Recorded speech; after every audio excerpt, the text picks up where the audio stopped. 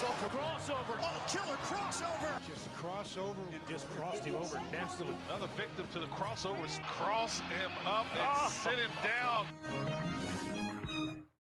The crossover is powered by Everlevel Concrete Repair in Omaha at everlevelconcrete.com. Would you guys like to do a little bit of trivia? Colin Jost is hosting the second season of Pop Culture Jeopardy tonight. It starts tonight. And I was tasked with making a sport Jeopardy for my friend. So she is dating a guy, and that guy is really into sports, and he claims that he knows more sports than her brother. So they're doing like my dad could beat up your dad. Yeah, so they're doing like a my sport. brother would beat your boyfriend in a trivia contest. Yeah, it's basically they're not exactly the macho type of men. Okay. So this is their thing. So Kara tasked me to shout out Kara, make some questions. She was like, "You're the only person that I think that could make these questions and make it somewhat difficult." So I had one subject done, and we did this with the morning show, but I've now since completed. Let's see. I have 4 categories. 5 categories. I have 5 categories. Nice. Do we have to answer these in the form of a question? Yes, you would have to say who is whatever, or in one of the topics. I feel like that's why I never really got into Jeopardy. You don't like the who is? Nah. I'm not going to penalize you. Weird rule. I always wanted to host a redneck Jeopardy where you had to say who the hell is or what the hell is. Why is that their bit? I think because it's like a second level. Because the idea was that you get the answers, you have to know the question. That was the gimmick behind Jeopardy. Oh, okay. See, and I think it's just a good way to trip up people because sometimes they'll just say the answers like, Well, yeah, but that's then not the magic word. Yeah, but then they give you the chance to do it the right way. All right, Matt. So I'm writing down right now. I'm writing down. Matt's answer could be Michael Jordan. No. Well, there is a. Who is the greatest player of all time? There is no. These are actually very creative, and I put a lot of effort into this. Okay. And I'm writing down the topics on a piece of paper right now, so you guys know what they are, so you can look down at them. So, Josh, I will hand this over to you. Okay. These are here, John. You want to hand that over? I gotta write one more down. Here's the napkin categories. Okay. So you want to read? Nothing like writing on paper towels. Would you like to read out the categories? So here? So one of these categories is "Hi, my name is." Yes. Okay. Hi, my name is small guards, Irish, Oklahoma City, and the rapists. No, that's therapists. Failed anal bum covers. Chicago. Failed Chicago prospects. Yes. Okay. Failed Chicago prospect. Man, this is Rose. so you-pilled. So it's Irish, Oklahoma City, failed Chicago prospects. Hi, my name is. Okay. And small guards. Okay. Okay. One of them was going to be tragedy, but I just thought. Oklahoma City. These Husker fans invaded. That is which ridiculous. monument? So which monument is popular with Nebraska basketball fans? Here you go, John. And then Nick, you can get on this too, but I think you'll know I don't want to write all this down. Okay, that's fine. So So Josh, what are you laughing at? What are you laughing at? What is so funny? Failed. F-A-I-L-D. I write in cursive. Valid. Well, he spelled failed right on mine. That's not. No, F-A-I-L-E-D. L-E-D. You just forgot the E. That's all. Okay. John. Valid Chicago prospects. I'm like valid. Phallic Chicago prospects? I don't even know. What is that? What does phallic even mean? All right. Well, I don't know. I don't know the word. I'm writing this down for you. You're writing phallic down? I need to Google phallic. All right. Go Google it after the show. Out of seniority, John, you have the board. Oh, thank you. You get to pick. And how many do you have in each of these? We don't. It's 1,000, 800, 600, 400. So you have all of the categories. I have all the categories. 1,000 to 200. Is there a daily double? There's not a daily double, but they all do get increasingly difficult. Some of these I might have to. Some of these are a little inappropriate, so I might have to adjust as I'm reading. So just give me a little bit of grace here. But John, you have the board. Where would you like to start? I'd like Irish for 200. He's doing a Sean Connery. This Northern Irish golfer putted a masterpiece in back-to-back. Okay, you have to wait for me to say. No, you don't. You can jump in. No, you have to wait until the question is fully done before you. Yes, look it up. On Jeopardy? On Jeopardy. I mean, if we had to in Quiz Bowl, we'd get in trouble for it. If you look, I'm pretty sure you have to hit it before you're Fine, done. whatever. Family Feud, you don't have to. Fine. Oh, wait. whatever. Yep. According to Wikipedia, since September of 1985, Fine, contestants whatever. are required to wait. Okay, my bad. Wow. All right. Okay. Team This Northern Irish golfer putted a masterpiece in back-to-back Aprils in Augusta, Georgia. I'm just bashing the I button. see. Go ahead. Roar. Who is Rory McIlroy? There you go. Correct. You have the board. Nice. Wow. Good job, John. Great job, John. Continue, John. I'll take Irish for 400, please. Don't underestimate this fighting Irish running back who was drafted by the Denver Broncos in 2024. I don't remember who this guy was. Don't underestimate this fighting Irish running back who was drafted by the Denver Broncos in I don't 2024. remember the I don't- 2023 Notre Dame running back. I don't either. Who is Audric Estime? Oh, Aldrich That's a Estime. $400 question? Yeah, I mean, this, I think that's Wow. not hard. Audric Estime was a really, really good running back for Notre Dame. And he got I drafted remember him by the well. Broncos. I forgot about him. Yeah. Don't underestimate. I got the no, joke now. it was good. Joke is Thank pretty you. solid, actually. Yeah, I'm with John. That's not a $400 question. You think Yeah. that's harder? Yeah, that's 1,000. Okay, That's we closer can- to 1,000. We can adjust. Wow. Sure. Well, Okay. Can't wait to let's- see what else you Let's got. find Are we out. doing Irish for 600. The notorious one, Conor McGregor, defeated this Philadelphia-based striker to become UFC's first two division champion. Beep. Yeah. Who is Jalen Hurts? No. Okay. You say beep, beep. What's up with your buzzer? It's a beeper. I don't know. Eddie Alvarez is who we're looking for. Eddie Alvarez. Well, you didn't give Nick Uriah a chance you to were buzz going in. to get Eddie Alvarez. No. It's Eddie Alvarez. All right, Nick wins it. Nick, you have the No, board. what are you talking? You didn't say He in the didn't form even of do a the form of a question. Who is Eddie Alvarez? There you go. I Oh, really that's don't cheating. know. He gave you the Who is answer. he? This is already the He's most literally corrupt. asking. This I is the don't most know who this described is. him. He's this the is guy most that Conor McGregor corrupt defeated. Jeopardy ever. Nick, do 800. I want to see how high this Irish thing goes. Yeah.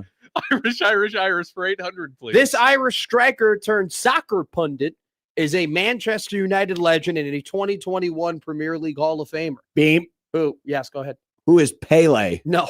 beep. Who's Seamus McGuinness? No. Go ahead, Belmont John. says worst game show ever. Go ahead. Go ahead. Who is Don Corleone? That's a very Irish name. Roy Keane. Roy Keane. That's who we were looking That at. was who course, my of second course. guest was. All right. Go ahead. Nick, let's do the Nick, you have last board. Irish. I want to see how high this goes. Let's do the last This Irish. is the hardest game of Jeopardy of all time. Yeah. Irish for 1,000? This Irish this Irish clubber is widely deemed as one of the greatest women's boxers of all time. Beam. Who is Ronda Rousey? No. The Irish name Rhonda. Rhonda could be an Irish name. Who is it? Katie Taylor. Wow. No, No, Okay, never mind. So that's just the Irish one. That is very difficult. That is very difficult. That's not that bad at all. I would have gotten All right. all of these right. S's Well, and yeah, G's. you made up the questions, literally. S's and G's. I how want to do one creative more. am I? All right, let's do one more. All right. Nick, Let's do My Name Is for 200. Oh, okay. Let me scroll down here. Hi, my name is. Hi, I'm one of the greatest linebackers of all time and played for one franchise my entire career. Just don't ask me where my suit went that one night in 2000. beep. Who is Ray Lewis? There you go. Nice. Okay. Switch up some of the time. You don't have to stay on Okay. one. Let's do small guards for 200. Small guards for 200. You wear this guard below the belt to make sure you don't suffer great pain and to retain the ability to have children. Beep. That was John. What is a cup Yes. or what an is a athletic supporter? Something you drink water out of, You get- dumbass. You get a small guard, right? For John, Small it's a guard. micro guard. Ooh. That's a good one. Got him. Couple more. I'm really. I feel, you guys let's got to get do, harder questions. Let's Do do the- Oklahoma City for 200. Yes. Oklahoma City for This 200. bombing. I'm a man. I'm 40. Was said by this longtime Oklahoma State head football coach. Beep. Josh. Who is Mike Gundy? Yeah. And then finally, let's do failed Chicago prospects for 200. Why all 200? I want to show off. Because for you an usually hour. For 800.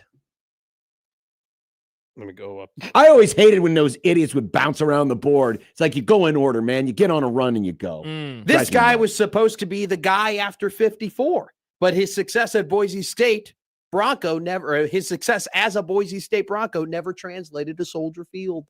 You would not get this one. This is a very Chicago-based question. So You wait, would it's a not get guy this. who was at Boise and he sucked. And he was in, like, after Urlacher. He was a linebacker at Boise State. He was supposed to be Urlacher after I don't Urlacher. remember. Blip.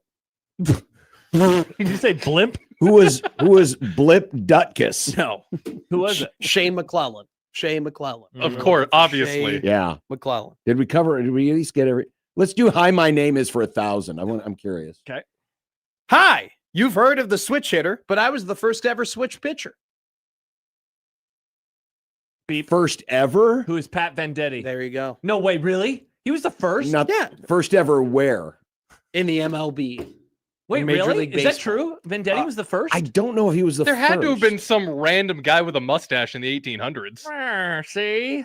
Look at my mustache. I did not. I'm going to be real. Please cool me I did not again. fact check this one. I thought it was just straight up. That's it a was Pat Nick Venditti. fact. I mean, that's the only multi-arm pitcher I know. I feel like that one shouldn't You be are 1,000. you are correct. Wow. Good you job, are correct. Matt. Thank you. Ball knower. Well done. For some reason, I thought there was another that was like in the 70s. There is another. I like this one. I like this one. Okay, which one is this? This is Hi, My Name Is for 800. Okay. Hi, I was the 5th best player on the Chicago Bulls in 1996, and my son was the 2nd best player in the 2025 NBA draft. Beep. Who is Ron Harper? Who is Ron Harper? Okay, so wait. So it's MJ, Scotty, Derek Rodman. Right? Rodman. Yeah. Rodman. Tony. Kukoc, duh. Dennis Rodman, Derek Rodman. What in the world? Can I bleep in on that one? Yeah, go bleep. ahead. Bleep. Who the hell cares? Me, Ron Harper. This is for the Lakers. Jeopardy. It's trivia.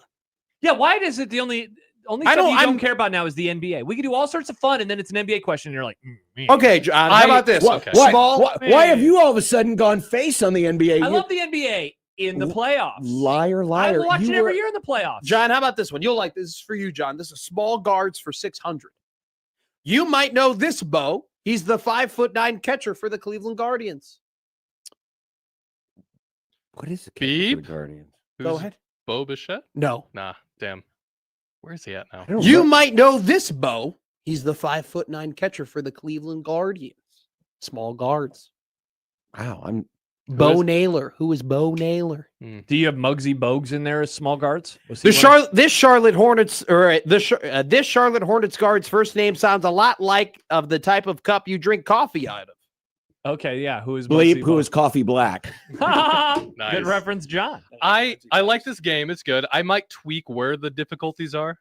Irish is meant to be incredibly difficult Why? because that separates the men from the boys. Why didn't you like Jeff Samardzija? Only as one of men the know about answers? Irish. Apparently. I guess. You might get this one, John.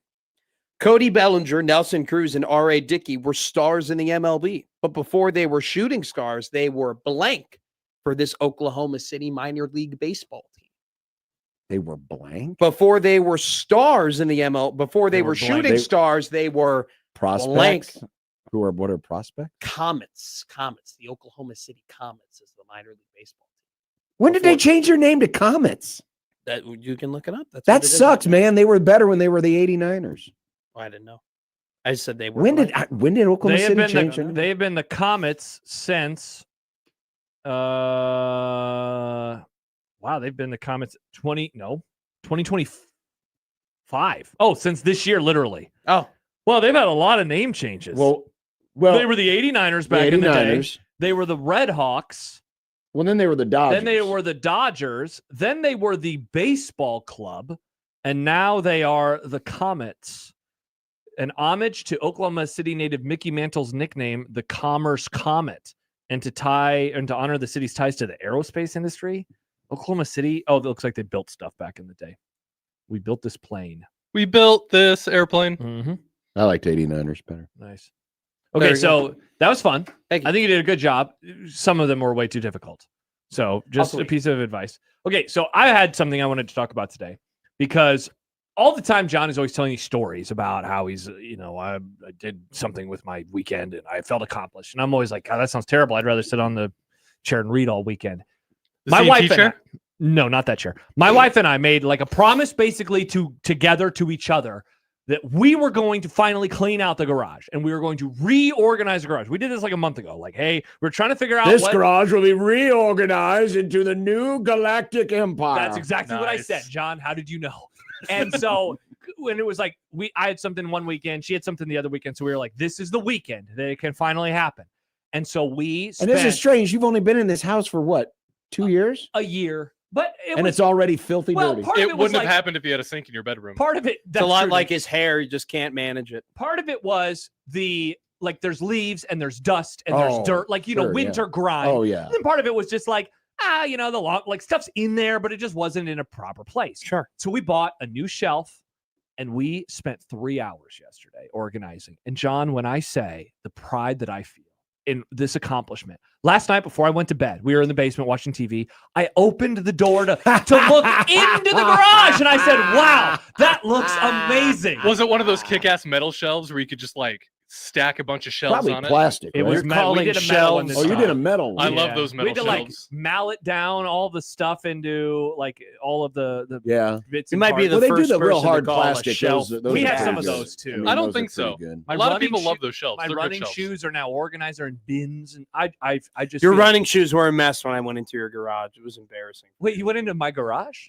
Yes, that one time I slept over after I drank all those You Miller slept in Lights the and watched garage. the town. Wait a Why did second. you go into the garage? Because though? we went into the garage so you could drive me to my car. Oh yeah. Okay, yeah. Are okay. these old running shoes you cannot use anymore? No, these are my current running shoes. Why do you? And wow, I'm surprised they weren't like organized already. Well, I mean, they were like. And why would they be in the garage? They stink. Yeah, I don't want They to. smell. Don't want to leave them. Do you have your? So you don't have them organized by how many miles are on each of them? No, I can go to Strava. Aren't you worried though that mice could get in there and like chew the hell out of them? I literally had never thought of that until now, but now they're in bins, so that won't happen. No, You're I gonna get wasn't worried. hantavirus from your shoes. I wasn't worried about any of those things. I had a. I had He's not taking the shoes over to It's not. The UN shoes aren't going on a UNMC. cruise. Stay away from a cruise. You're not going to UNMC with his Yeah, shoes. Yeah. I have a cousin. She got married a couple of months ago, and the creator of Strava was at her wedding. No way. Yeah. Oh my gosh, I Yeah. would nerd out so hard. Like I It's a don't know running what this app, John. person's name is, but Oh. the person like who created Strava. was And a at her bike app. was at her wedding. And, That's tight. and like her dad was like, yeah, I didn't know who this guy was, and then he introduced me, and then I looked it up, and it's like this million, maybe even billion at this point. He's probably a millionaire. Yeah. Yeah. Good for him. Here's a question for Jeopardy. Anyway, I felt really accomplished. That, I that, feel like sounds, good that, for sounds, that you. sounds really I cool. actually cleaned out my garage back in Chicago. All I for my did was get the family. blower out and go "Brrr," and get blow all the I dust had out. to And that, organize and all that the, even that felt good. Sweeping all that crap out of there. It was great. We I got a had bunch a- of dead leaves out of the flower bed this weekend. Look at it. that Look at felt it. We're all good. doing stuff. I had to reorganize all of the Except for you. Rudolph the just mowed. That's all I could Red-Nosed do. Reindeer wood carvings that we have. Why do you have so many Rudolph the Red-Nosed Reindeer? It's wood my carvings? dad's midlife crisis. He loves collecting wood carvings of Rudolph the Red-Nosed Reindeer to present for Christmas. What a very Are you- specific midlife crisis. Midlife crises have are you, so have you fun. not like maybe called someone for some intervention? You think my dad? Where you think I'm strange? Where do you think I get it? Like you've called This me. sounds like serious intervention. Why stuff. doesn't he get like a cherry red honestly, Corvette? I'd rather him do this than have some sort of like actual alcohol or drug problem. I mean, yeah. That's When I think of Well, midlife crisis, yeah. I usually don't I mean, think I'm of not gonna- alcohol and Would drugs. you rather Yeah. collect wood carved Rudolph the Red-Nosed Reindeer or do a bunch of cocaine? Well, no, I but I always mean, think of, John like- is talking about intervention. I'm not going to have an intervention with him. Well, it still sounds like intervention worthy. He got really pissed at When me. I think of midlife crisis, the first thing I think of is a guy buying a motorcycle I think of a guy buying a Corvette. or divorcing his wife and marrying someone in her 20s. Right. Can I be real with you? The amount of money that has gone into said wood carvings could buy him a motorcycle. Or having That's a successful crazy. TV show and dating a 17-year-old. You know what? Nice. You know what though? Is Seinfeld. he like this is less dangerous? I don't ever want to be a motorcycle. Well, it man. depends. Maybe the Rudolph has reindeer have antlers, I guess that's true. I hadn't thought sharp of that. edges. We also You don't could- know you what could makes stab Rudolph's- someone in the heart with a wood carving. We also don't know what makes Rudolph's nose glow. It could be radiation. No, it's just painted on. Went and hung out with that new virus. Here's a question. Kenny says, speaking of trivia, name the NBA champion player that was also a head coach in a Super Bowl. Who is this? There's a cross sport. This is for sure 1,000. Yeah, I don't know who this is. There's an NBA player who won a title. First of all, there's an NBA player who was a head coach in the A head league. coach, a This Super Bowl has to head be coach. back 100 years ago. Well, not a Super Bowl head coach. It has to Super be Bowl like only goes back 60 60 years ago. Is there any like early NFL coaches who were NBA players? Wasn't Was the Don guy who Don McCaffrey? the Vikings? Wasn't the guy who was the head coach of the Vikings back in the early Oh, days? it might have been Bud Grant. Thank you. Bud I'm Grant. bad with names. I'm bad Bud with names. Grant. No, but he never won. He only went to the Super Bowl, Super Bowl, but he never won. but did he play in the NBA? Played for the Lakers. No, I thought. think No, he Bud wasn't Grant may him. have played in the CF. He coached in the Or CF. something in Canada. All right, somebody needs to let us know who this is. This is a great question. I can't. It has to be one of those early Super Bowl coaches, right? Well, if this yeah, happened Don Mc- recently, I would obviously know. Kenny says it is Bud Grant. Well, Bud Grant never won the Super Bowl. Wasn't No, that but the it's- question? No, The that's question what he was- said. The question was. Oh, then coach. it is Bud Grant. Because Wow. Bud Grant was a Laker, Played I for think. He was. That's what I Minneapolis said. Lake. I know ball. All right, good job, Nick. How did Thank you, Secret Base. Okay. It's a How Secret did Base you know Vikings that? doc. That's incredible. I was thrown off. I kept thinking winning Super Bowl. But yeah. Wow. Yeah, I remember. Yeah, I've heard of Good that story. job. That I'm Bud bad Grant- with names, but I knew who it was. Bud Grant. He will be long remembered as the guy who wore a polo. He'll to be that long really remembered as cold- the guy who Nick knew. That's his His legacy. Mm, He was such a badass. yeah.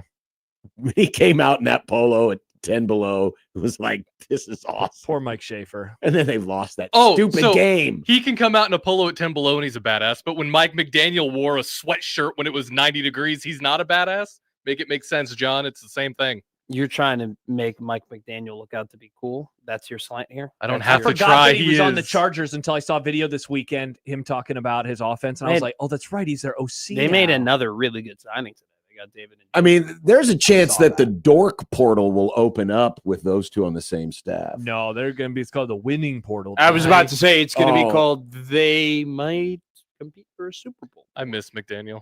Mike McDaniel, Yes. famously, how many Super Bowls? Have you seen Jeff Hadley's hair? But that's he's an OC. That's as a It head is coach. so He's a high great in OC. No, as an OC.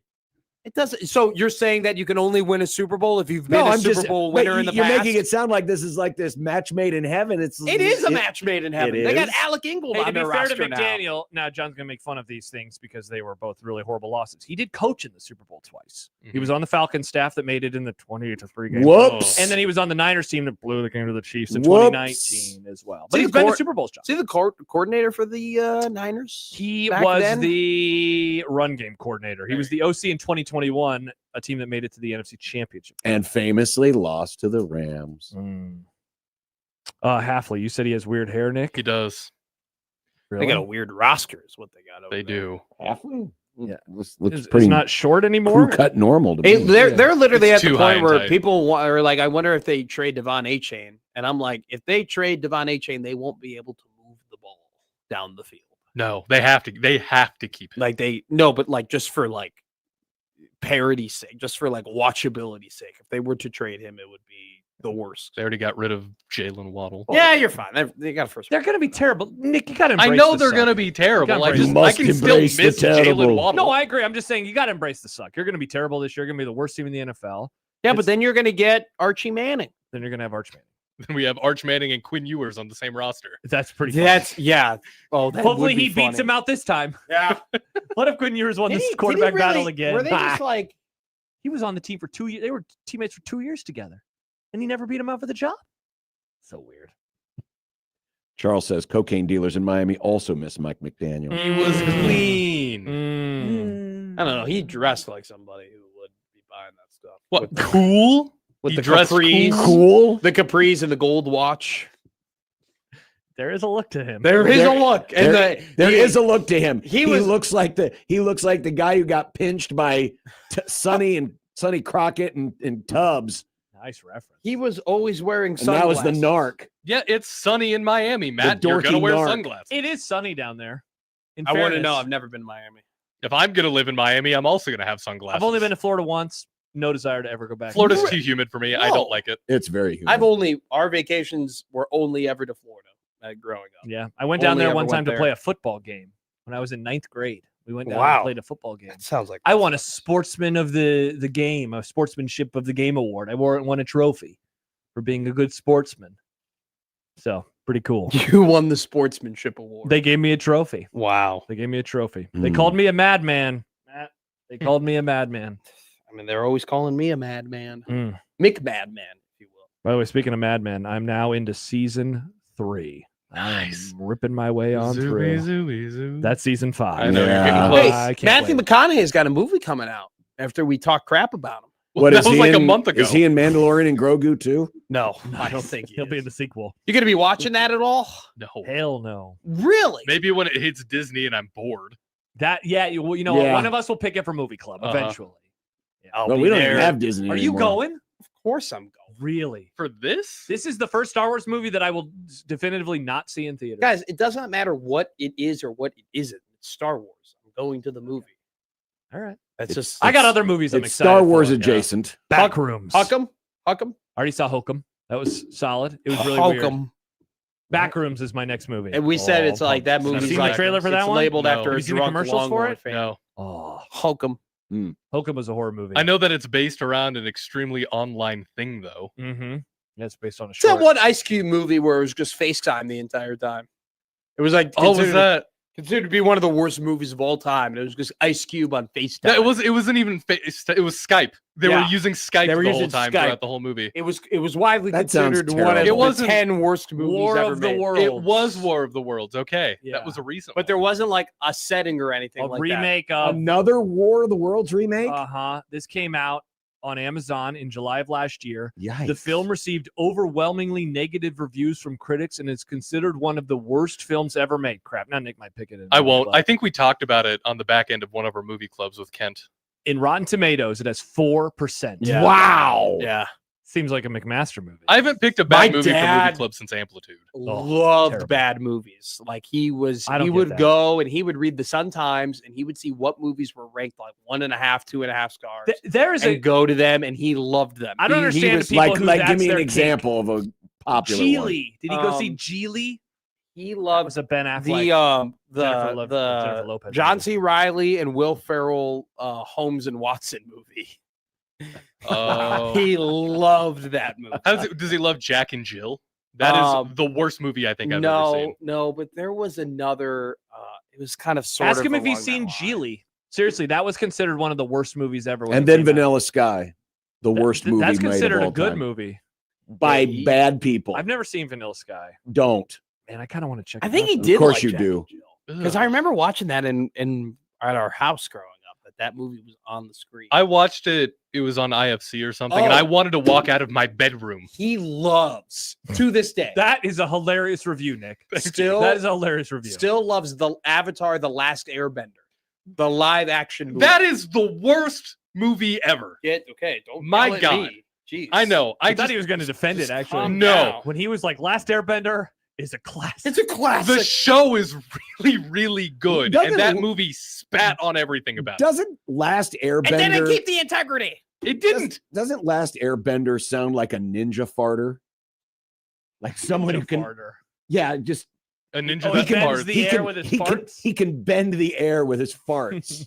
Matt McFlatulence. An airbender can do that. There was an airbender that did it. His name was Milo. I do that. Sometimes you can bend your farts in a certain direction, so it doesn't smell up a certain area. Sure, You can shift over. sure. Well, Wow, great crossover. Happy New Year. let's Happy New Year. Happy New Year. I had fun today. It was a good one. I liked Yeah. Jeopardy, Matt. That was a good bit. People wanted to be really critical of that, but they actually kind of enjoyed it. I think Mhm. the biggest critique is the questions were too hard. I know those losers aren't going to get any of them right. I'm going to prove I have Yeah, superior sport knowledge than them. That's Yeah. kind of my goal. Yeah, I mean the whole purpose of this, if they don't know sports, is not to give them paralyzingly hard questions. They're not going That's to get what any I of wanna those. do. I want them to Mm. walk away and be like, Matt knows so much. You're just using this as an excuse to bolster yourself. really. John, To Yeah. bully them. if I'm Chance being writes, honest. I prefer Neapolitan Sky. Neapolitan ice cream rocks. I had ice cream this weekend. Aren't you out on birthday cake ice cream? Don't Yes. you? Oh, I had it. It was so good. Ugh. Oh man, it was awesome. It's too much. No, it was great. It was tasty. Ah, it's too much. I went to and it doesn't taste anything like birthday cake. it does. It did. It was. It was good. You know what's better? To have actual birthday cake and then just put vanilla ice cream. on it. There's a Ben and Jerry's flavor That out is right now. that is weird. Thank you, man. What? Do you put ice cream cake or you put ice cream on top of the cake?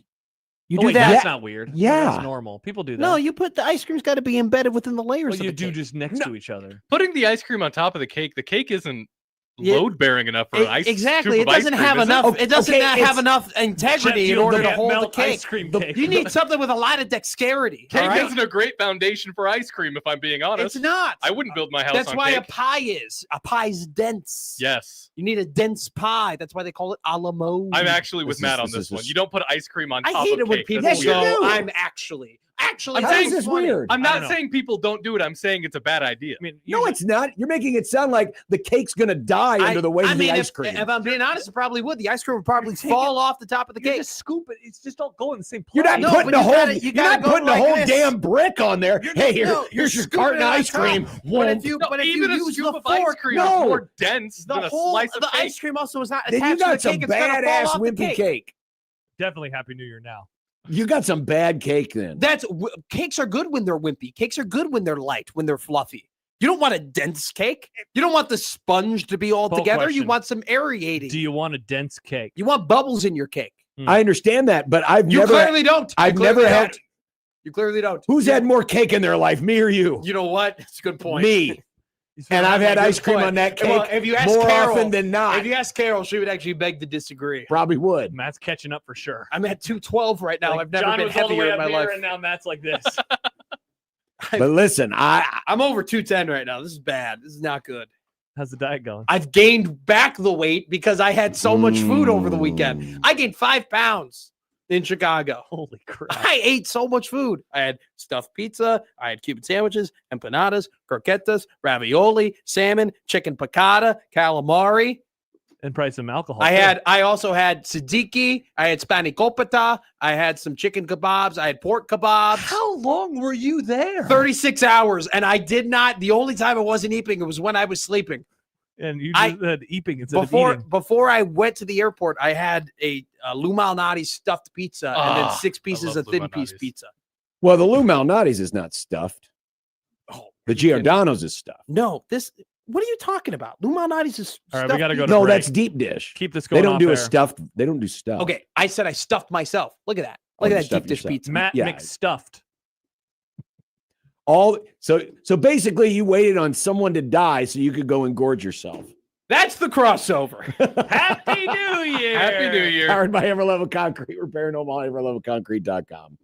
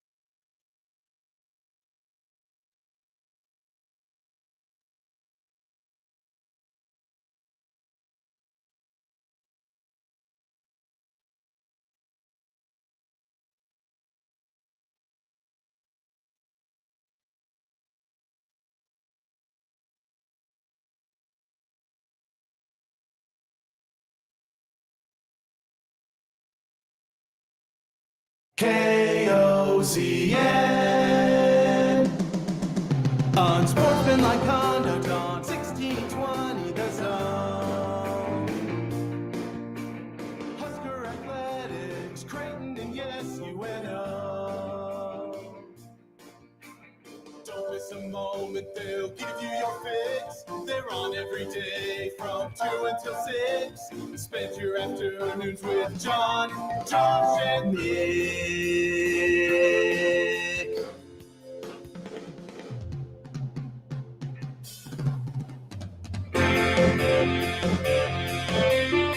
John, Josh, and Nick.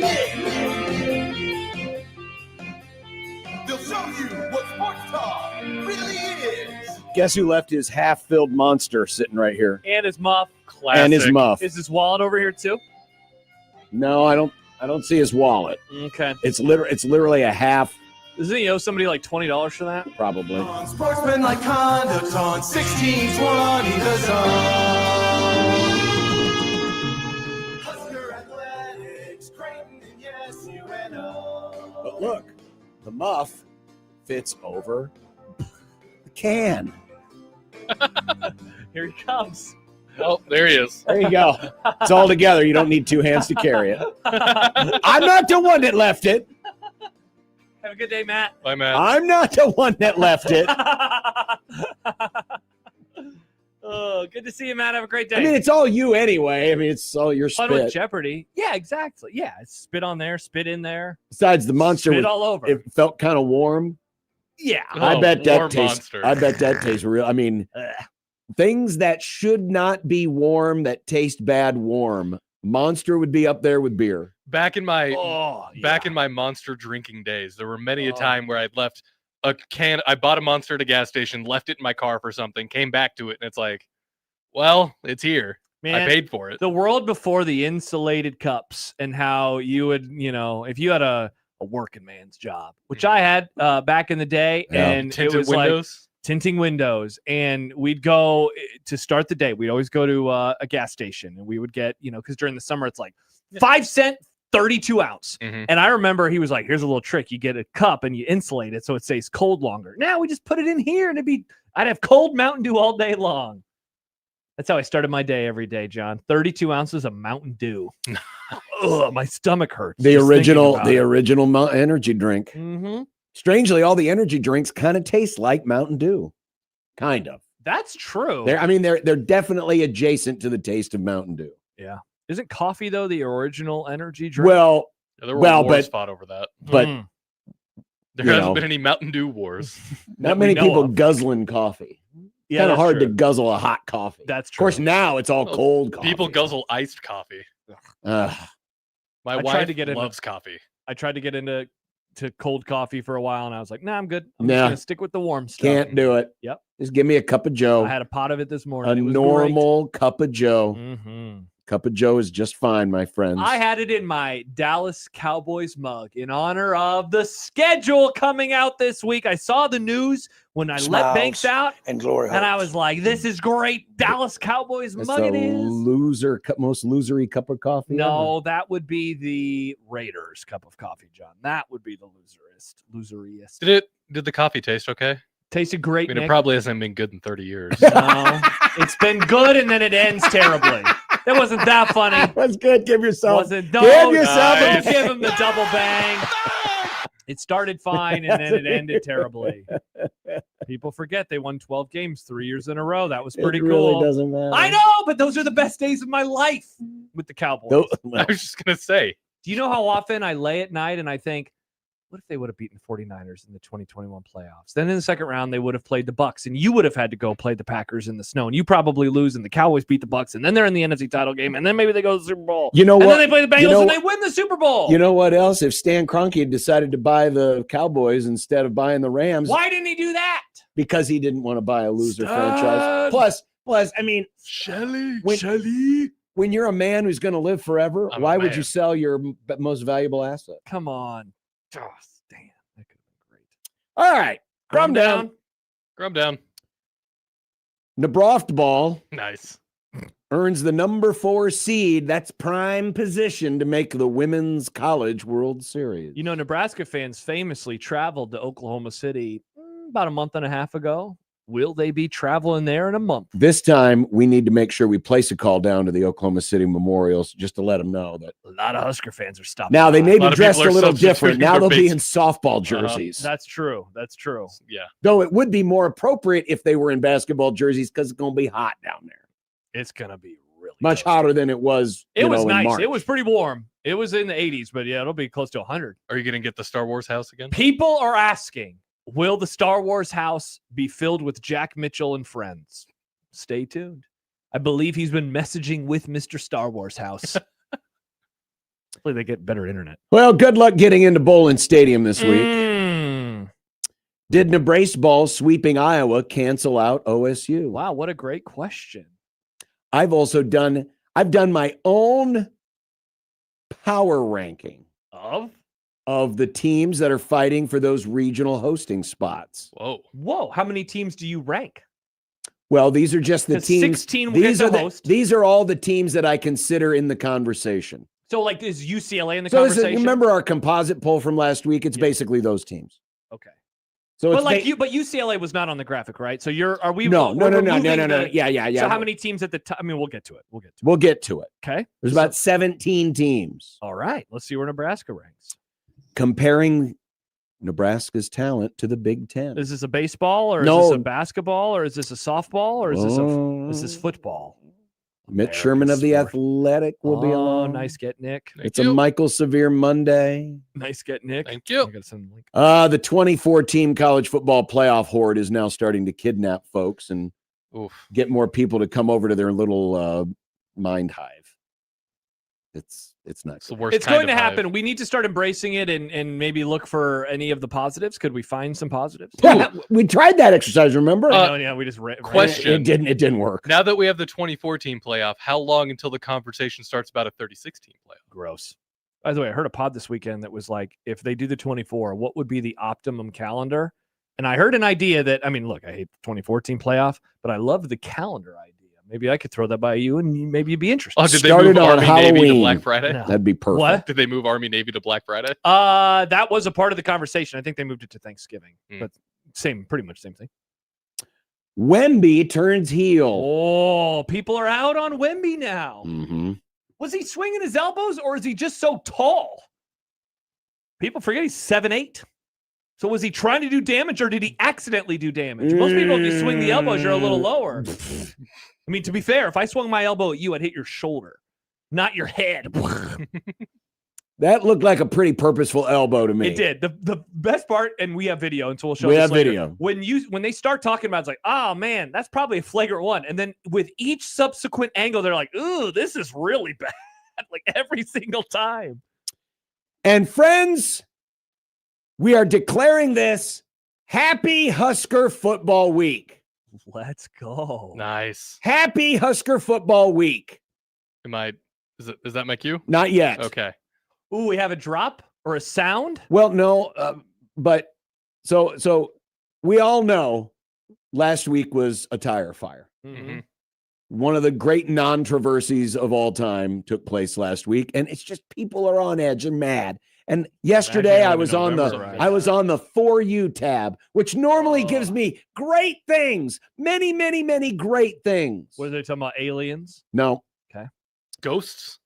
I saw something from a Twitter handle called CFB Kings. It's one of those. Oh, I hate these accounts. Bazillion college football aggregators. Top 10 hamburgers in each college town. Well, this was one that was a statistic. And I noticed there were 3 logos on the graphic. Okay. One of those I'm going to redact as I read this tweet. Okay. The 3 teams that the Big Ten added to their conference during the 2010s are the teams with the 3 worst winning percentages against ranked opponents in the CFP era. Since 2014, Maryland, redacted, and Rutgers have the worst win percentages against ranked opponents among all Power 4 schools. Maryland, 4-38. Redacted, 2-34. Rutgers, 0-37. think I know who the redacted is. Maryland has Michigan. 4 ranked wins during their 12 seasons in the Big Ten. They once had 4 ranked wins in one season when they were in the ACC, 2008. Redacted has 2 ranked wins in the past 12 seasons. In their final season in the Big 12, they had 2 ranked wins. Got to be Northwestern. Rutgers has never beaten a ranked opponent as a member of the Big Ten. They once had a stretch of 4 consecutive seasons with ranked wins in 6, 7, 8, and 9 when they were in the Big East. I was going to say that was in their heyday. 2010's conference realignment and the decision to join the Big Ten has led to major trouble for these programs. Wow. And I'm like, man, what are we doing here? Mm-hmm. It's just it feels dogpiley now. Max says lots of redacting. Is John reading the files? These were the ranked files. These are the ranked, man. Redacted. Mhm. Fire redacted. Mhm. So I'm going to declare this Happy Husker Football Week. Happy things, good things, positive things, all of those good things.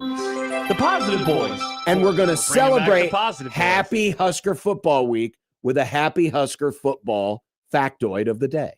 There is no place like Nebraska. Redacted. Dear old Nebraska, you. This week, Unsportsmanlike Conduct presents Happy Husker Football Week. A week of celebration as we count down to the 2026 Nebraska football season. The last full season where patrons in the South Stadium will have to walk 96 steps to get to the nearest concessions and bathrooms. And now, Unsportsmanlike Conduct is very happy to announce today's Happy Husker Football Factoid of the Day. This year's Nebraska presumptive starting quarterback Anthony Calandria was the Mountain West Conference Offensive Player of the Year in 2025. True stuff. Calandria led the league with 3,459 yards passing on a 65.9% completion percentage, with 23 touchdowns and 9. In addition to the aerial assault, Calandria flustered defenses on the ground, rushing for 649 yards and 10 more touchdowns, averaging 5.1 yards per carry. Hell yeah. Calandria was tied for 4th nationally with 8 and tied for 7th nationally with 4. Calandria led the UNLV Rebels to a 10-2 regular season, which led to a berth in the Mountain West title game, where they to Boise State 38-21. Later in December, Calandria led the Rebels into the Scooters Coffee Frisco Bowl, where they bleep that out. to Ohio 17-10. The same Ohio program that will open the season in Lincoln on September 5th. Less than 117 days away. Happy Husker Football Week. Turn that frown upside down. The season is less than 4 months away. Woo! From your Happy Husker Football Week official radio program, Unsportsmanlike Conduct on 1620 The Zone. Did that say the season is less than 117 days away? What a very specific sentence. That's not arbitrary at all. I've never heard anyone say the season is less than 117 days from anything.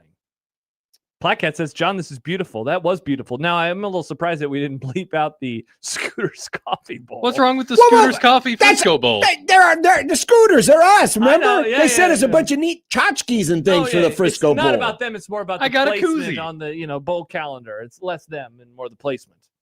That's awesome. There's a lot to love about Calandria. We're gonna have good factoids. He has a shirt. Happy factoids, no negative factoids the rest of the The week. negative factoids. No, not the negative factoids, Nick. That's We're when, tired of the negative factoids Yeah. like the one thrown out there by What? CFB Kings. By the way, today's Happy Husker Week poll question. Mm. By the end of 2026, do you think Anthony Calandria will be a clear upgrade at quarterback from Dylan? Ooh. Yes, no, or it'll feel the I mean, same. he only has to make Do we it. have to bleep the answer to this question? Well, he only has to make it a few more games.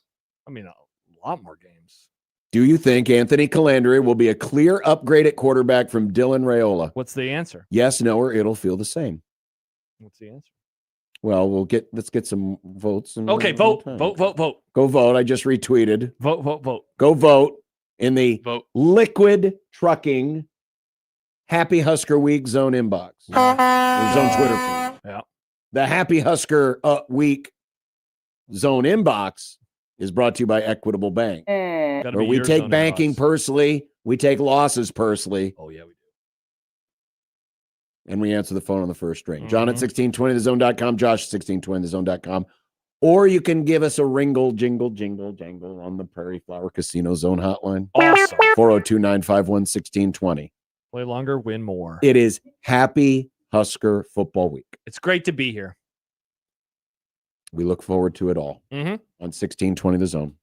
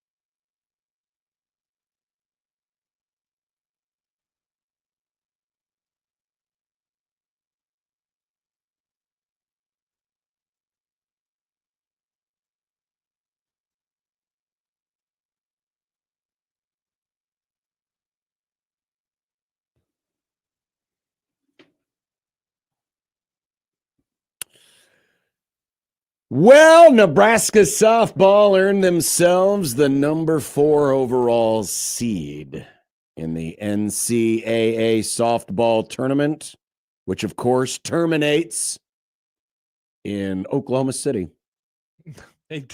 It does terminate in Oklahoma City. I've never used that. I've never really talked about that, but that is the correct term. It ends. It terminates. When the Men's College World Series that you'll be broadcasting begins, I want you to say that. In a week and a half's time, this event will terminate. This event will terminate. Yeah. It will. But until then, we got some baseball to be played. Exactly. The Huskers draw South Dakota as well as Louisville and Grand Canyon. I hope that ESPN / the NCAA learned a lesson. Did you watch any of the selection last night? No. I watched up until the point where Nebraska was selected, but they're doing this annoying thing now because of the way it's being seeded. Nebraska's the 1 seed in their pod, if you will, and the number 4 overall seed. And Louisville is the 8 seed in their pod. But it confuses the hell out of people because, like, for example, Oklahoma was the 1, and I don't remember who the 8 was. And so you had just 1s and 8s all over the place. And it was just like, don't do this. Just tell me that Nebraska is the number 1 overall seed.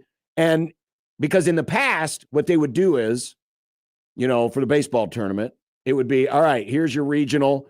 This is Nebraska, the number 1 overall seed, and they're taking on these teams, blah, blah, blah, blah, blah. And then opposite them, it's the other bracket, and the other regional host, who is the 16 seed, is Oregon. This is more like basketball. Well, it's not even like basketball. Because basketball where you go 1 through 8, and then you don't seed everybody else. Because you notice, but it's 1 through 8 in each of the pods. Basketball doesn't even do it this way. In basketball, it's 1 through 16 in the region. So for the purposes, and for those of you not watching on the stream, we've got Nebraska's side of the bracket up. So on the other side, if this were the basketball tournament, Nebraska would be the 1, Arkansas would be the 2, and so on, and then Louisville would be the 8. Yeah. But isn't that like basketball? It is, but they're not filling in the rest of this. It's just confusing as hell. Yeah. It's just silly. So just make it simple, folks. Okay. Make it simple. That's all I'm saying. Okay. So will they be doing this for baseball in a few weeks as well? That's why I'm saying don't do it. I mean, that's probably what they are going to do, but it's just going to confuse the hell out of it. It is people. interesting though how basketball does it this way, and we're all very okay with that. But the difference is that in baseball and softball, the teams get to host playoff games. Yes. I don't believe they did it this way for volleyball when they unveiled the volleyball brackets. I don't believe so either. It's just, anyway, just just semantics, just a semantic choice. But on Nebraska's side, if you will, they've only had 2 common opponents, Oklahoma State, who is hosting the other regional. Because they're the 4 and they're playing the 5 is in theirs. Exactly. They played Oklahoma State a couple of times, went 1-1.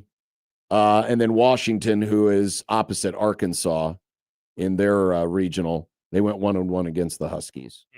So those are the only teams that Nebraska's faced on that side of the ladder.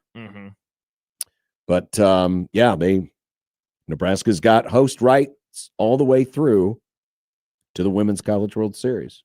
Should they advance, if they're able to take care of business.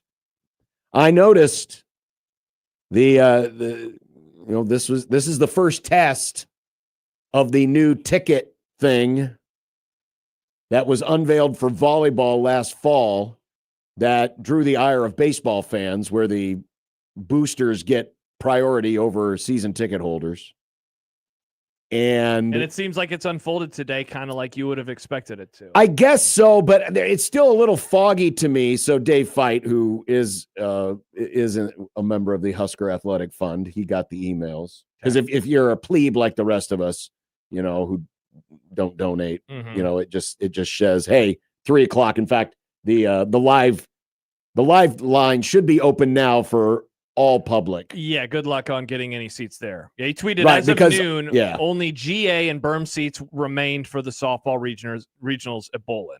The HAF members, Husker Athletic Fund, they could start buying them based on their level at 9 in the morning. And so that's the important part of this equation. And I think where some of your confusion lied, or a little bit earlier, is that it was tiered.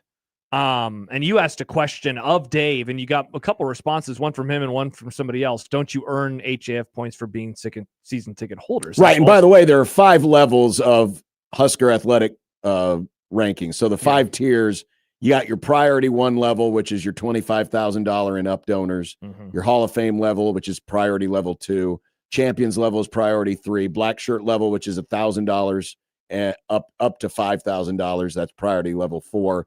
And then the sea of red, $100 to $1,000. That's donations. Donations. Yes. That's level 5. But you do earn points.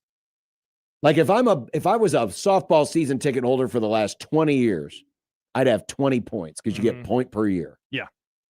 But if you are a season ticket holder, that does not mean that it doesn't have to mean that you are an active member of the HAF. Right. And so the membership to that starts at $100. And so if you're not a member of that, you can be a season ticket holder, which it sounds like, according to someone who responded to you, Ben, it started at 2:00 for season ticket holders who are not HAF members who could get in line. But there's a world where one of those types of season ticket holders was not able to get access, obviously, to their seats, let alone to a whole lot of anything else. Correct. Because it seemed like, as Dave first sent that message out around lunchtime at noon, 12:09. So, I mean, we're looking 3 hours ago in the rear view, and immediately on the secondary sites, tickets were, you found some that were insanely expensive. Don't know if that person's going to make the money that they're hoping. But a lot of the other ones, $200, $177, $292, et cetera, et cetera. Well, I just clicked on the SeatGeek, and there are no tickets available. Oh, wow. None. That's pretty crazy. I can't imagine that all of the secondary ones would have already gotten sold out. You could go to day 2 and get in GA for $92. And section 100, there are 2 tickets available for $343. Husker Country Doc, who says he had access to tickets at 12 and only GA remained. So 12 o'clock is early compared to 3 o'clock, certainly. And only GA tickets remained at about noon. I mean, we made it pretty clear last week or a couple weeks ago when this story came out. I disagree with this philosophy for these non-revenue sports. I get it when you're talking about football, and I know they're going through a lot of the politics. And believe me, this is peanuts compared to what the reseating of Memorial Stadium is going to be like. Yes. And the current reseating of volleyball. Yes. Which, has upset some folks, longtime season ticket holders. I mean, that's going to be a longer lasting impact. This is one event, right? This is one event. This is a weekend and maybe 2 weekends of softball, and then we'll see what happens with baseball. The reseating for football is going to impact you for years. Sure. For as long as you're going to be a season ticket holder, in theory. I just think at some point, and I get it, you want to make sure that your boosters are taken care of, but you also don't want to forget, especially with the non-revenue sports, which are by proxy, they're just less popular, right? Now, this time of year, of course, it's more popular because it's the only thing going on, and a lot more, new fans or casual fans will tune in. But, I just think you don't have to kowtow to the biggest boosters every single time, especially for these events. Well, I mean, Jack Mitchell said it to you a little earlier on the Liquid Trucking Zone Twitter feed. Kind of ironic that people who spent the whole season sitting out in the cold may be left out in the cold. Right. And there's something about that with these two sports specifically where you're a diehard, man. If you're going to those, you're doing weeknight stuff, you're doing weekday stuff at times. You're doing Tuesday nights at 6 o'clock when the weather's, 40 degrees. And we've been joking about it, but I mean, there really hadn't been a whole lot of good game days this year. This weekend for Husker baseball was finally like, wow, 3 consecutive really nice days for the first time the entire season. And so if you're someone who's been going to that stuff all year long, And now you get to this point, and like Husker Country Doc, you log on at 12 and only GA stuff remains. I mean, it really is a kick in the pills. And since they've opened Pandora's box, like you wonder in the future, are they able to put the genie back in the box? Are they able to rescind this? Are they able to change this thing that they're doing right now? Well, it's obvious. It's apparent that they aren't. I mean, it just judging by the reaction we were getting a couple of weeks ago, I can only imagine it was that times 1,000 coming into, Big Red Central and Troy Dannon's desk. And they've decided to, I was going to say, because you and some others predicted they decided to go for it. They're going to walk it back. And if They they didn't didn't. walk it back for softball, they can't walk it back for baseball. Yeah, they won't do it now. Yeah. Fight says, I've been to one softball game in the last decade. It's messed up that I should have access to regional tickets before a season ticket holder. Obviously, I couldn't Yeah. do more. Yeah. It is. Mhm. It is. And then how did the secondary market get a hold of these to begin with? Well, it's these people that are buying them, right? And they're putting them up.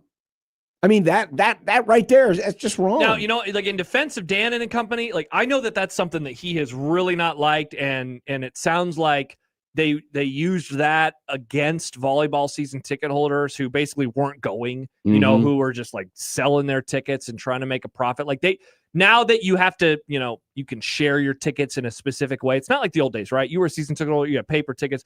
Who knows who's getting a hold of those? Now, I mean, there's this paper trail of I had them, I transferred them to your phone, maybe you transferred them to Nick's phone, and they're able to see those types of things. And so at least they don't like that kind of stuff. I mean, that's what you want. You want it to go to the people who are spending money and aren't just doing it as a way to make a profit, make a quick buck. But yeah, the fact that, I mean, immediately they're showing up on these secondary markets for hundreds of dollars says a lot that you need to know about this. Yeah, it's just, because listen, could that still be possible when you're selling it to the baseball or softball season ticket holder? Yeah, but not nearly as likely. Because again, these people are the true diehards. Mm-hmm. These haven't yet become the events where it's the place to be seen. With Husker football and to a lesser degree volleyball, there's an element of, hey, it's just the thing to do. It's the place to be seen. It's not as much about, man, I'm a diehard, I know the name of the second team left tackle, that type of stuff. With baseball and softball, because of the weather challenges and the length of the season and the crossover in the schedule, I mean, you got a lot of these people who, while basketball was doing their thing, they were braving it out there in the cold, watching the boys or watching the girls. And yeah, while they put on a good product this year and it certainly has made it easier to watch, I mean, that kind of stuff should be rewarded.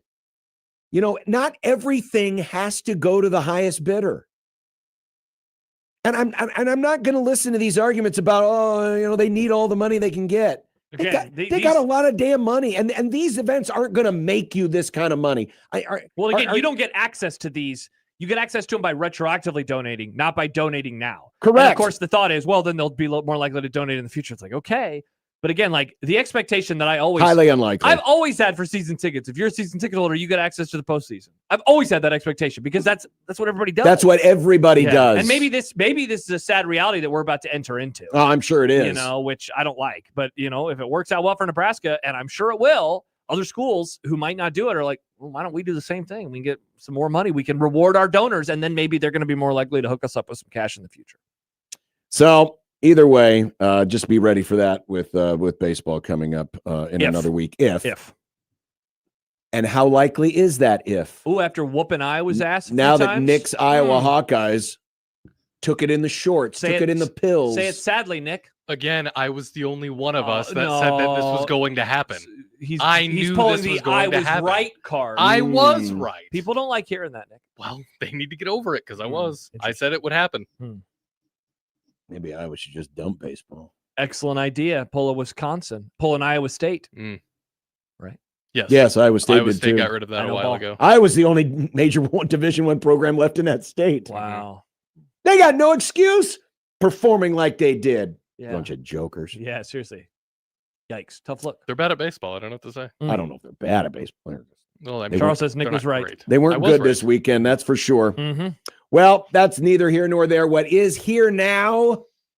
The NBA playoffs. And you can get involved with Underdog, underdogfantasy.com. Download the Underdog app today. And man, does it make watching the games even more enjoyable, because you can go in and pick your favorite players from your favorite teams or least favorite players from least favorite teams and determine whether or not they go higher or lower on different elements like points, assists, rebounds, blocks. You would have hit the over on Wemby blocks 3 nights ago. Not last night. Not last night, but you would have hit the over on elbows to the head. Like, for example, LeBron, 22.5 points tonight against OKC. Pick higher or lower. Then maybe go in and say, maybe Chet Holmgren, higher or lower on 17.5. You can do that right now, and you can win money. Also look for those profit boosters. And speaking of boosters, we've got a chance for you to earn some extra playing cash when you sign up for Underdog using our promo code. Which is 1620 the zone. You know, James Harden had a nice finish to game number 3. Will he do so in 2 straight games? Probably not. Go lower on the combined points, rebounds, assists, 30.5. Whatever you do, download the app, put in our promo code 1620 the zone. You can score $50 in bonus entries when you play your first $5. Again, the promo code is 1620 the zone. Underdog. Make picks, win money. Must be 19 plus and present in Nebraska. Terms apply. See assets.underdogfantasy.com for details. Concerned with your play? Call 1-800-MY-RESET or visit ncpgambling.org.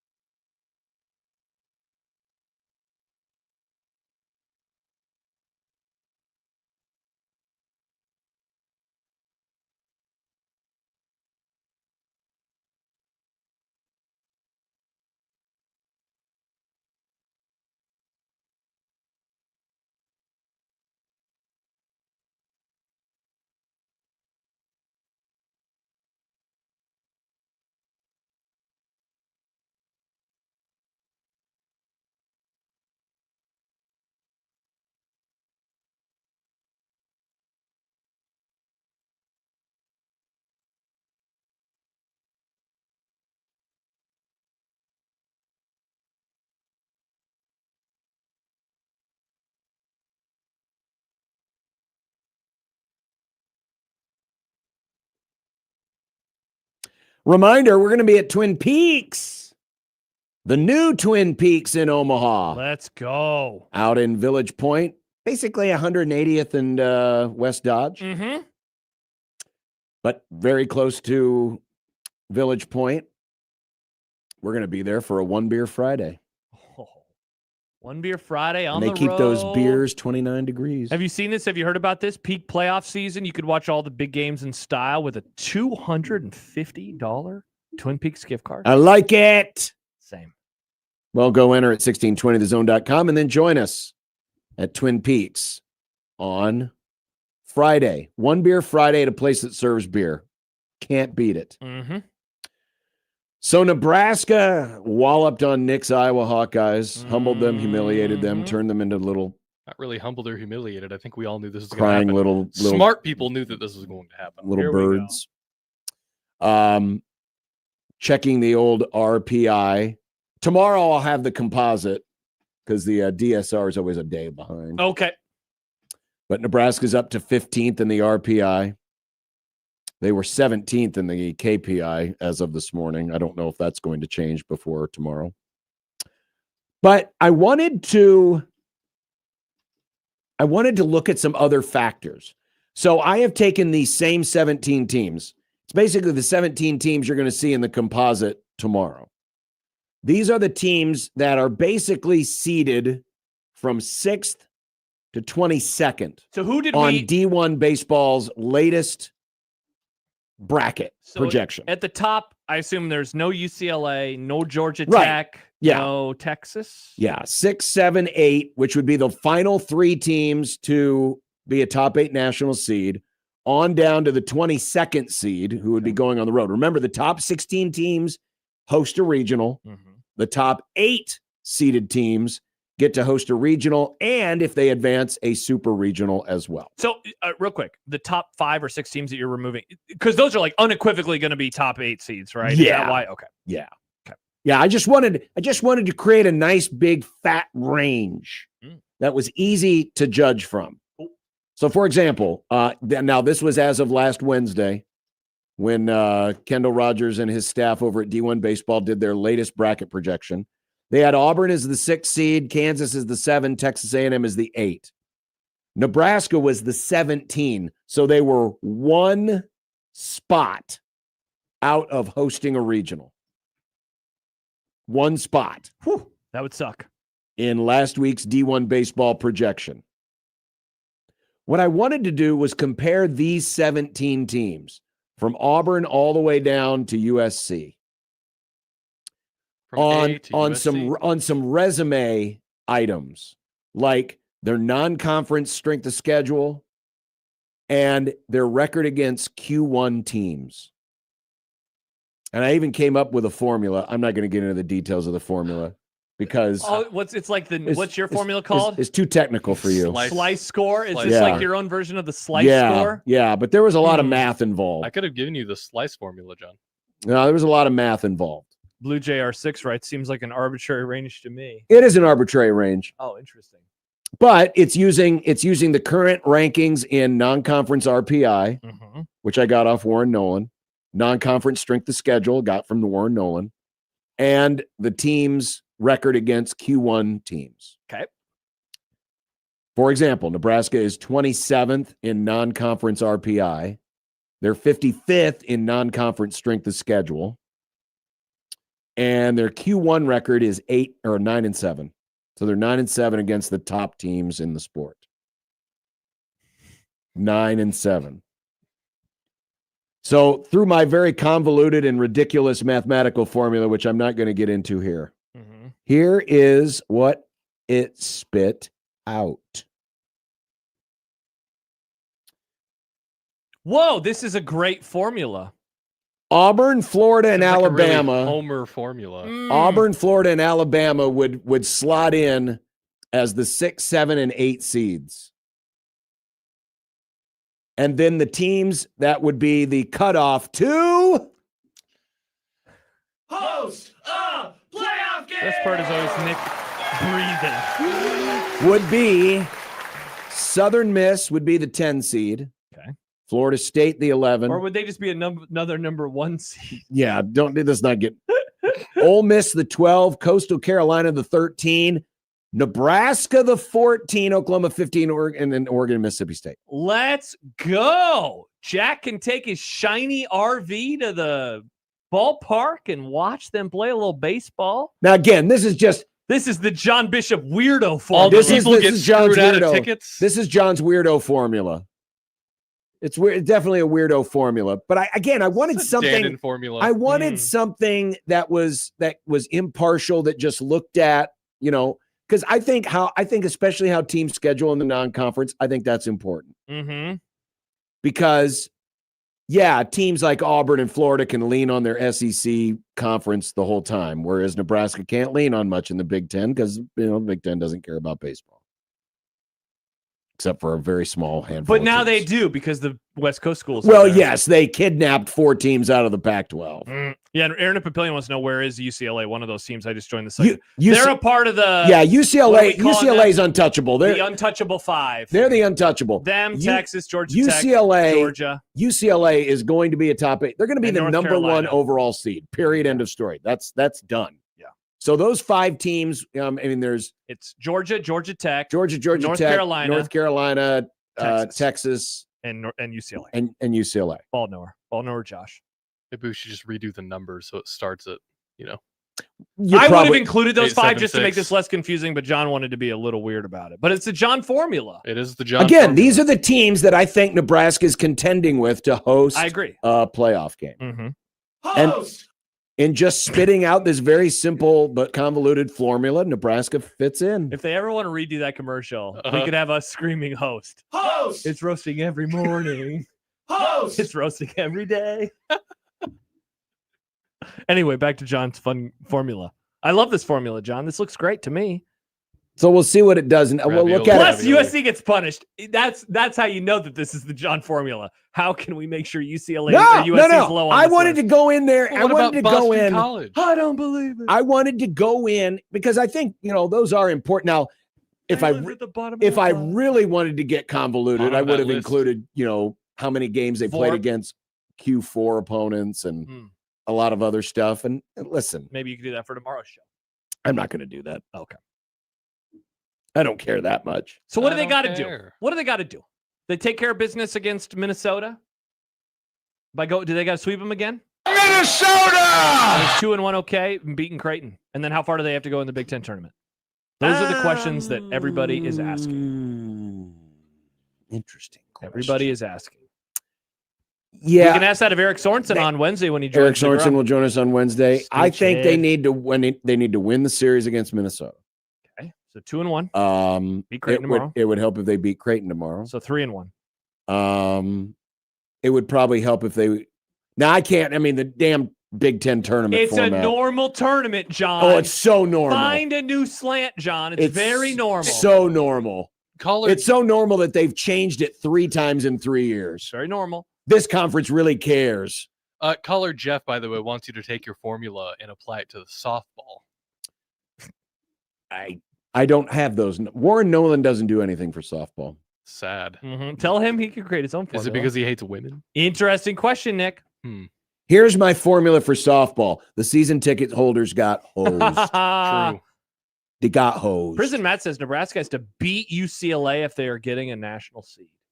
They have to Well- beat UCLA to host. Nebraska's not going to be a top 8 national seed. Oh, yeah, that's not the conversation. That's not a conversation. They just want to get into that 10th or 9 through 16 or Yes, area. they wanna That's what they host. want. They want to host a regional. 4 through Nebraska's not going to be able to do enough. Or, yes, they want to be 4. Nebraska, there's not going to be 2 Big Ten teams hosting as a top 8 national seed. No. That ain't happening. No, Even if Nebraska wins out, that ain't happening. correct. Good take. Nebraska wins out. They're definitely- they're definitely hosting a playoff game. That's really getting you. I know. I don't know why. Awesome. All right. Well, that's cool. So So anyway, it did kind of level it out. it did kind of level it out Okay. a little bit. All right. A little bit. All right, coming up, I want to take a look at what Brandon Vogel wrote about today, because he compared the talent of the position groups to the rest of the conference, and he identified the most important people in 2026 Okay. on this happy Husker football week. Plus, Nick, our first leak flash of the week. We It's just got ready. a new leak flash, so we will do that when we return as well. No, you invented this segment. You invented the leak flash. You can't get mad. When you hear it in our next segment, you will hear John's voice. I'm not mine. mad. I'm not mad. Oh, you're yawning like a little triggered boy over there. Well, I am yawning. Yeah. Yeah. Interesting that it happened when I brought up leak flash. Come on, John. 1620 is up.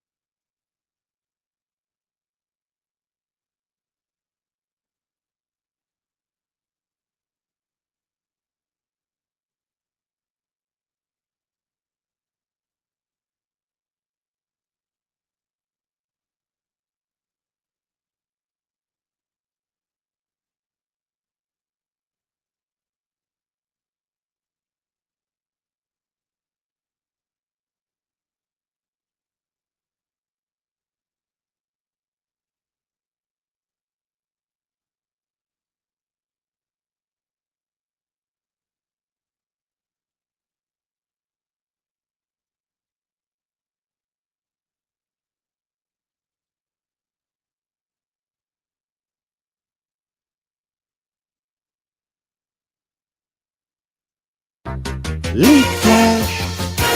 It's time for an NFL schedule leak flash. Leak flash. From the leak flash leak desk. Stop yawning. What? You I'm have sorry. not been yawning at all during the show. Thank you to Joey for alerting us Well, I'm not yawning all the time. I just yawn every once in a while. Do you yawn all the time? to Aussie NFL, which is a Twitter account that apparently has access to Christ's schedules. Leak flash. This is so dumb. Okay, you set this thing up. That is your voice. Turn it up, Nick. Who's that? Leak flash. That's John Bishop. That's John Bishop's voice. That's not my voice. That's not Nick's voice. Leak It's not even Joey I Colbert's don't think voice. you're doing this right. Leak flash. The Dallas This is a- Cowboys Leak flash. Naga's team. are playing the Philadelphia Eagles on Thanksgiving. Wow, that's going to be stressful in my house. Uh-huh. We haven't watched a Didn't game they play together on in Thanksgiving years. last year? No, that was They the haven't played on Chiefs. Thanksgiving together, I believe, since 2014. Josh, I'm going to propose something to you, and you're going to hate it. How about neither you or your wife watch this game on Thanksgiving and instead enjoy your family instead of trying to Great tear apart point. your family Great point, on the Nick. family Great day? We point. enjoy our family by watching football together, you freakazoid. What are you talking about? Watching these two bitter rivals who hate each other, and That'll be I fun. mean, You want to spend your Thanksgiving fighting with your people wife? forget that one of the fine. greatest Thanksgiving Day moments of all time was the Bounty Bowl, when old Buddy Ryan went after Tony Zendejas, the Dallas kicker. Remember that one? I don't. I do Oh, you not. don't? Oh, yeah, this I'm was a too good young. one. These Too sound young. like old names. You definitely did. This was a good one.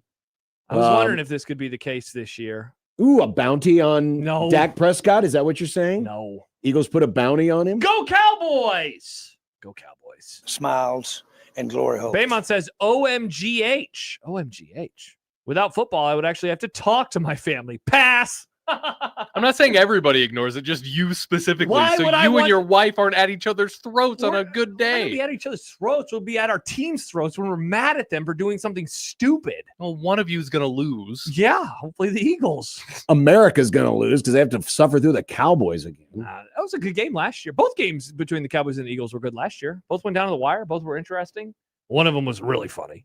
I mean, nothing makes that turkey just sit in your gut and just, bleh. Oh, God. It's so wild. Like, I watch games featuring teams that I dislike, and I just deal with it. But you just incessantly whine about it all the time. I'm not whining about it. I'm just stating a fact. Again. I'm just stating a fact. To the Rams game at 3:05 that no one cares about. Nope, you got to watch the Thanksgiving Cowboys, John. No, you don't.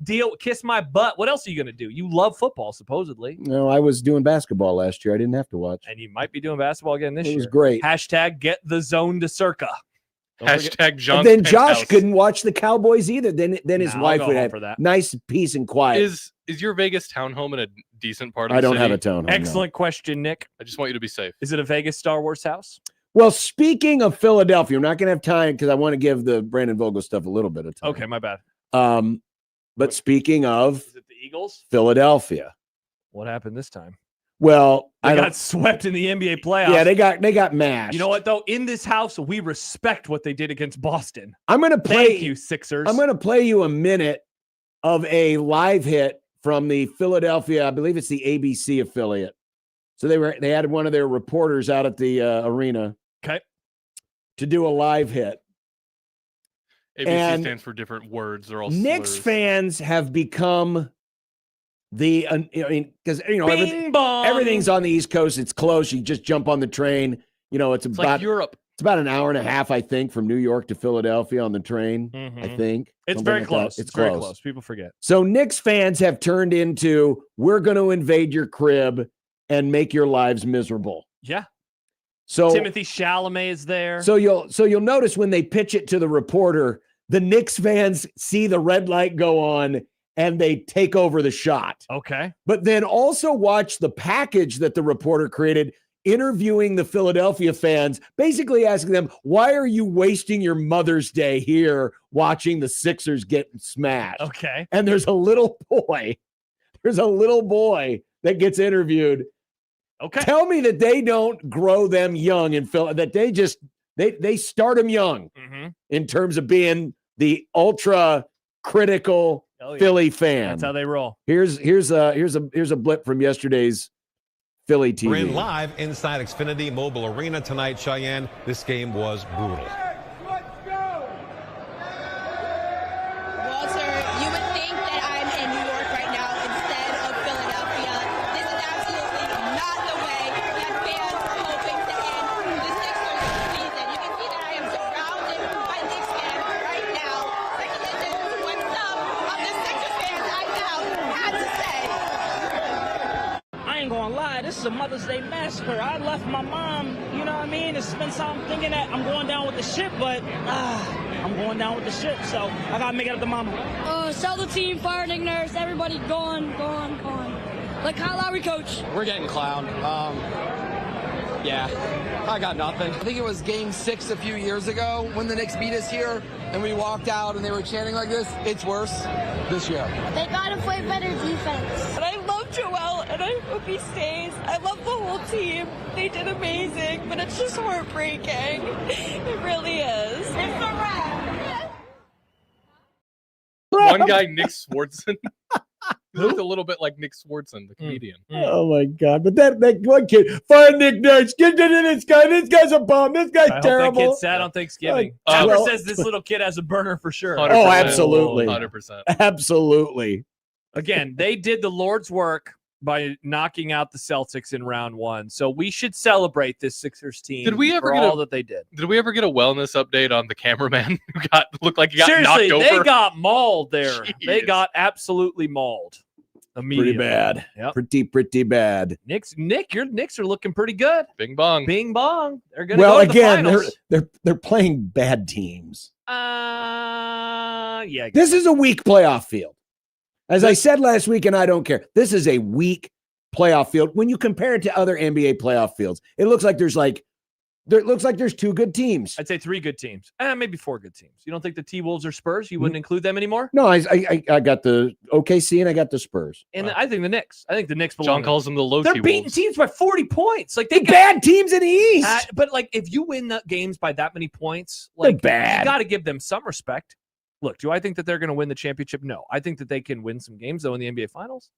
I think the NBA Finals will go at least 6 games as long as the Knicks. It will go 5 or less. All right, put it on the list. Put it on the Get the list. Put it on the tomatoes. list. NBA Finals are going 5 or less. I'm going to say 6 or more. 6 or more. Mm. All right, this is a fun little bet. It's just not a great field. It's not again, but I think the Knicks are good. I think they're eating a lot of. But they're eating them by so many points because they're bad. You heard those fans. You heard that little boy.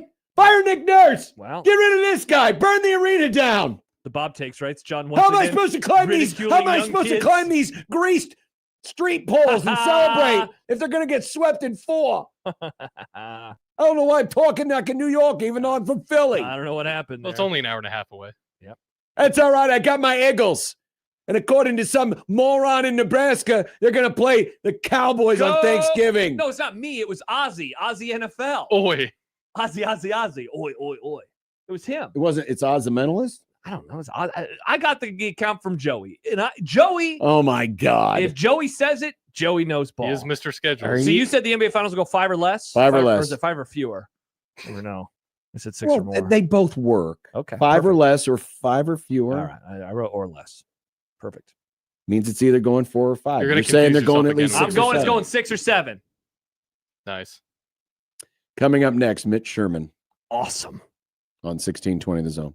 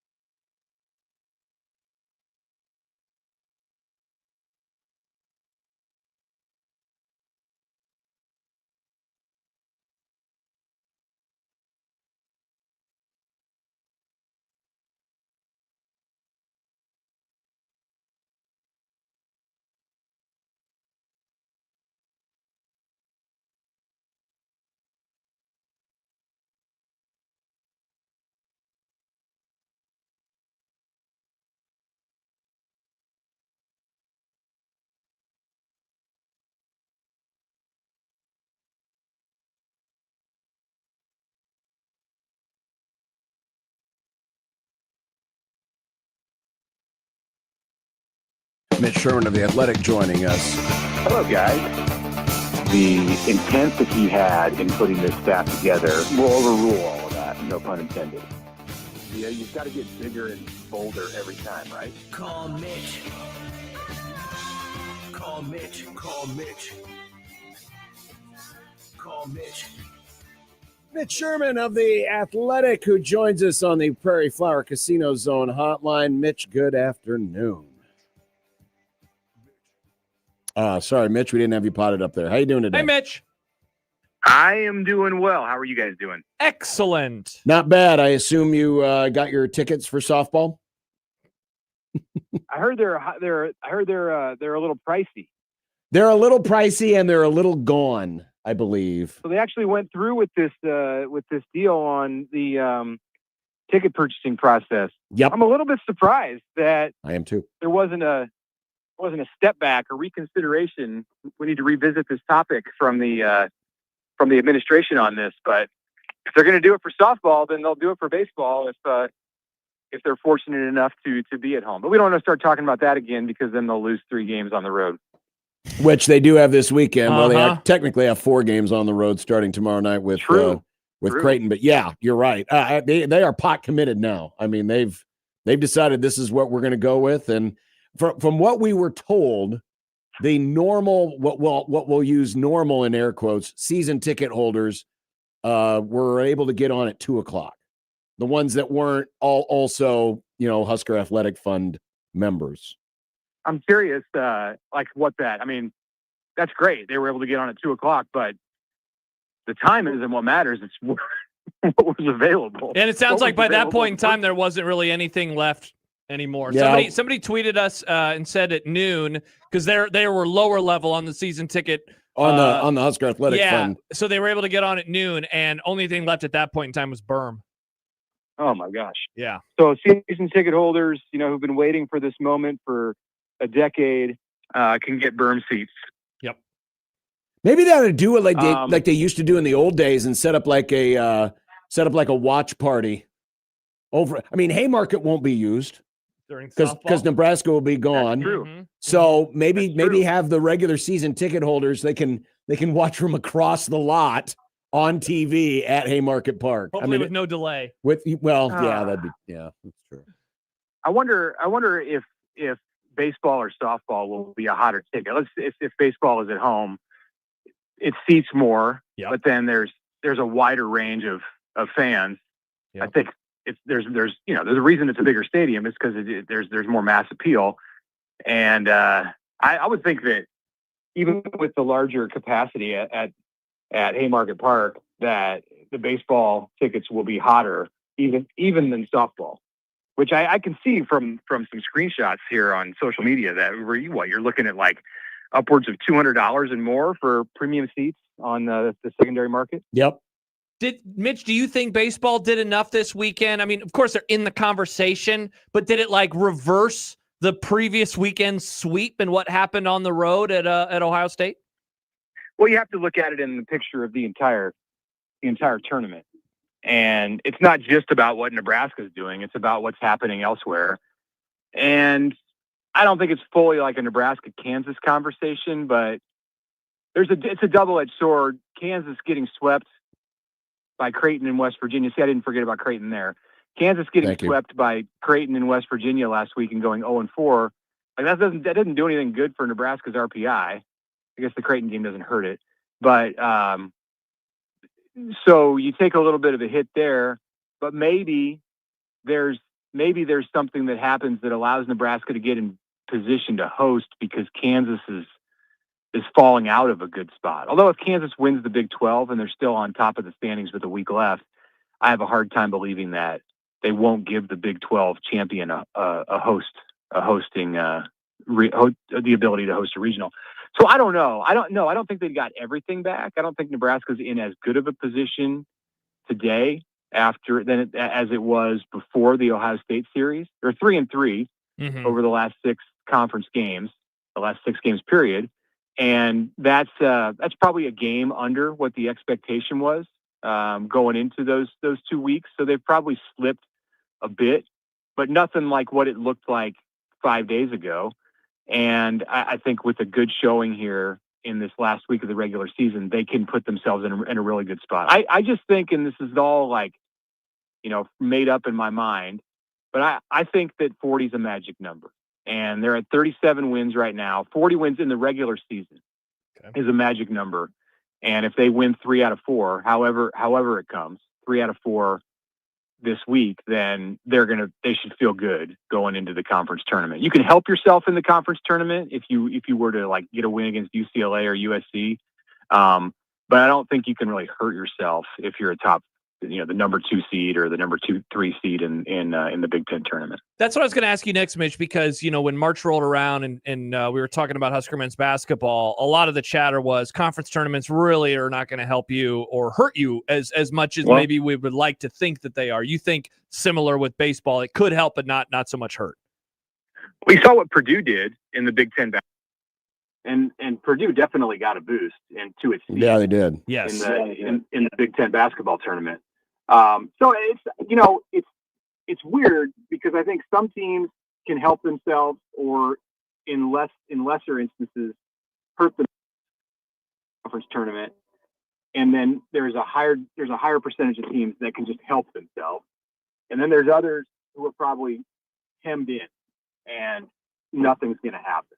So that's fine. If Nebraska's going to play quality opponents in Omaha in the Big Ten tournament, most likely as a top 4 seed with a bye all the way to the quarterfinals, like you're going to get a decent opponent in that round of 8 game, and if you win that, you're definitely going to get a good opponent in the semifinals.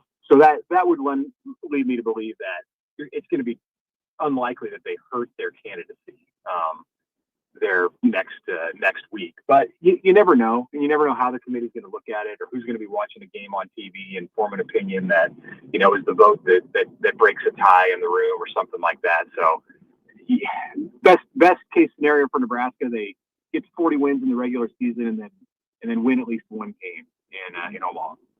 Mitch Sherman joining us from The Athletic, as he does every Monday on the Prairie Flower Casino Zone hotline. So this week we have designated it as Happy Husker Football Week. There's been a lot of negativity out there. We're trying to be as optimistic and forward and positive thinking as possible. What is, in your mind, the most optimistic thing you see about Nebraska football 2026 today? Right. The most optimistic thing I see about Nebraska football in 2026 today. My temptation is to want to start combing through the roster in my mind and combing through position groups. I mean, it's just kind of the way we break these things down. Yeah. But I don't want to do that. I am going to say the thing that I am most optimistic about is the work that, and this gets overlooked, the work that Nebraska did in retaining its talent from last season. I was just having a conversation with Max Olson. I was going to describe Max without saying his name, but why would I do that? Wasn't a secret conversation. Just having a conversation with Max Olson of ESPN, my old colleague, this afternoon, and we were talking about Nebraska and the roster and things like that. And I said that there were maybe 5 or 6 players going into January where you thought, I'm concerned. There's some danger there for Nebraska to lose that player. And I would have said going into that they were going to lose like 2 or 3 minimum of those difference maker types. Like a year ago, that was Prince William and Mellon. And they either lost none this year, or you could say 1 with Keona Davis. Like Dylan Rail is not in this conversation because he was gone well in advance. Mm-hmm. And it's a totally different, it's a different conversation with him. You can argue that it was time to turn that page or, whatever. But I'm just saying, other than Dylan Raiola, I thought going into January that Nebraska might lose 3 or even 4, like Ja'Cory Barney, Isaiah Hunter, players in that category. Others, like some on the offensive side, Justin Evans. And they really kept them all except for Keona Davis. And I don't know that we like trumpeted that enough in January and February and March because it was all about other things. And as the offseason progresses, I think that's an important thing to remember. I feel good about it. I'm optimistic about it. Mitch, speaking of optimism, I wonder when you start thinking about the offensive line, where, like, on a scale of 1 to 10, where 10 is the most optimistic and 1 is the most pessimistic, where do you find yourself with this group with a new coach, 3 new players that we expect to be starters, and a player in Elijah Pritchett that you wrote about recently that is returning there's a lot of experience with that offensive line, even if it all hasn't taken place at Nebraska. I feel really good about the left side of the line. Really, really good about the left side. From Justin Evans at center on over to Paul Mubenga, the LSU transfer, and Pritchett, the second-year Nebraska tackle out of Georgia, who played at Alabama. Like, I think he's a day 1 or 2 pick in the draft next year if he stays healthy and puts together the kind of season he's capable of. And I think Mubenga can be in that category too. I think they're really high on him. So the right side there are more questions. I mean, I think that Brendan Black at right guard and Tree Babalade at right tackle, and those are the players who are slated there right now. That by no means are they locked in and they know the starting 5. There's competition there from some players who started in the past. That group, like those are guys that they're good college players. How's it going to all come together at Nebraska? Like, are they going to be able to do everything well? Like, they have experience. Certainly Black has a ton of experience at Iowa State.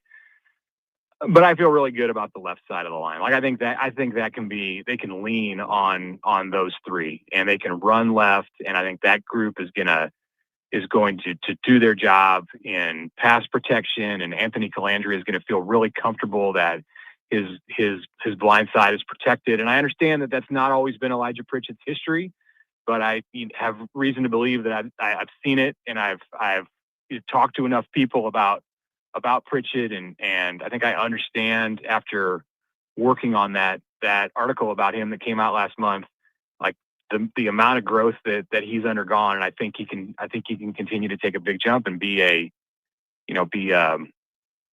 I don't know if he's a first team all Big Ten guy. I mean, there's 18 teams in the Big Ten, but I think he's somebody whose name you can see on that all Big Ten list, one of those teams at the end of the year.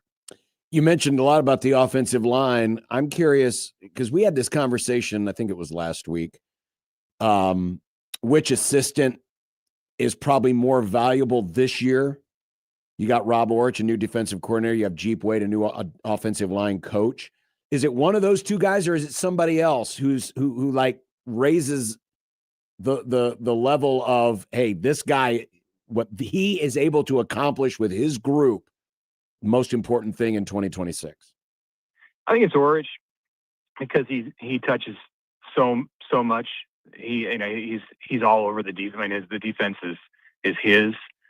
I think Jeep Wade's impact on the offensive line can be just as big or bigger than what you see with Orich on the defense, but it's the whole defense with Rob Orich. And there's a lot of need for improvement in defending the run. That's where you start, but also filling some important holes that, like Seir Wright, like Javen Wright, that like developing more of a pass rush.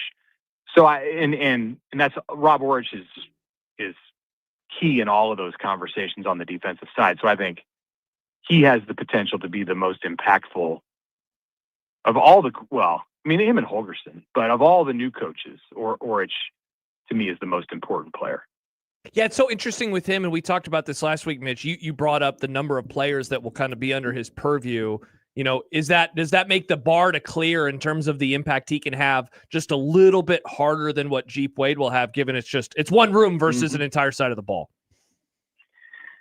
Yeah, I mean, Nebraska has a recent history of being good on defense. Yep. And it doesn't necessarily have a recent history of being good on the offensive line. Like, it's been a few years. It's been spotty for quite a while. I mean, it's for a number of years been a position group where you thought maybe in August, like this can be the year. This could be the year where they put it together on the offensive line. Like I'm seeing those big bodies, and I like it. And they're big and physical, and it doesn't work for whatever reason. There've been a ton of injuries, and there have just been players who disappointed and didn't live up to the hype. I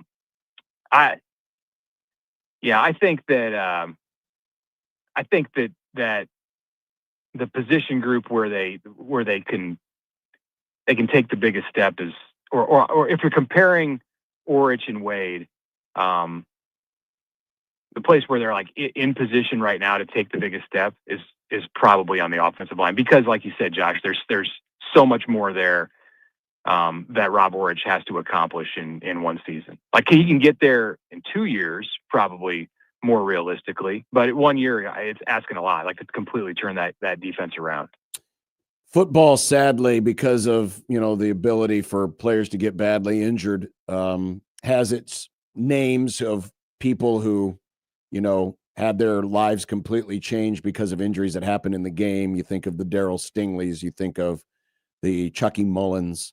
Nebraska's got one too. And I had forgotten about this name for a long time, but you wrote about it as part of a feature this week, which, by the way, is available to all people out there.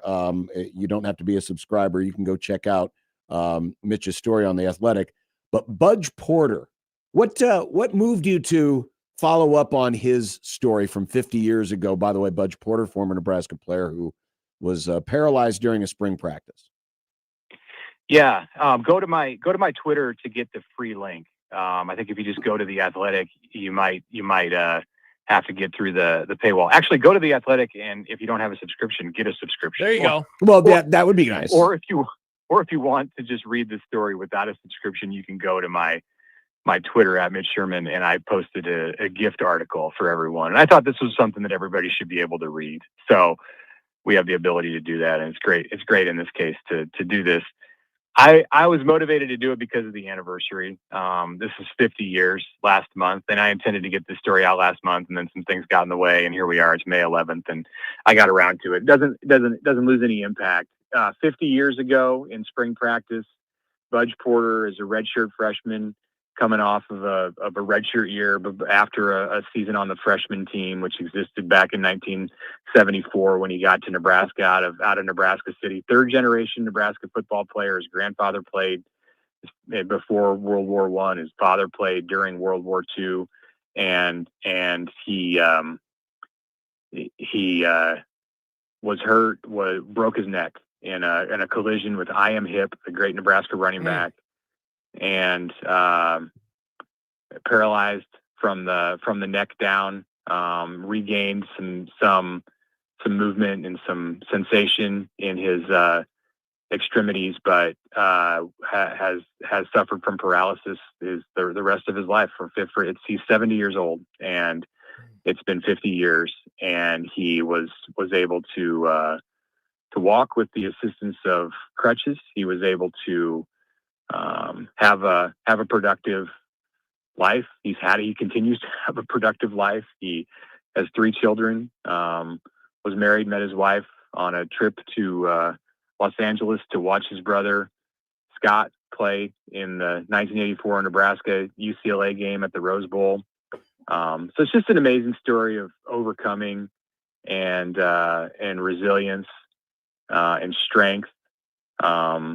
And honestly, John, like you say, you had kind of forgotten about it. Yeah. I didn't even really know that much about it. And I've been following this program like up close and personal since 1993, when I graduated from high school. And before that, as a kid growing up in the state.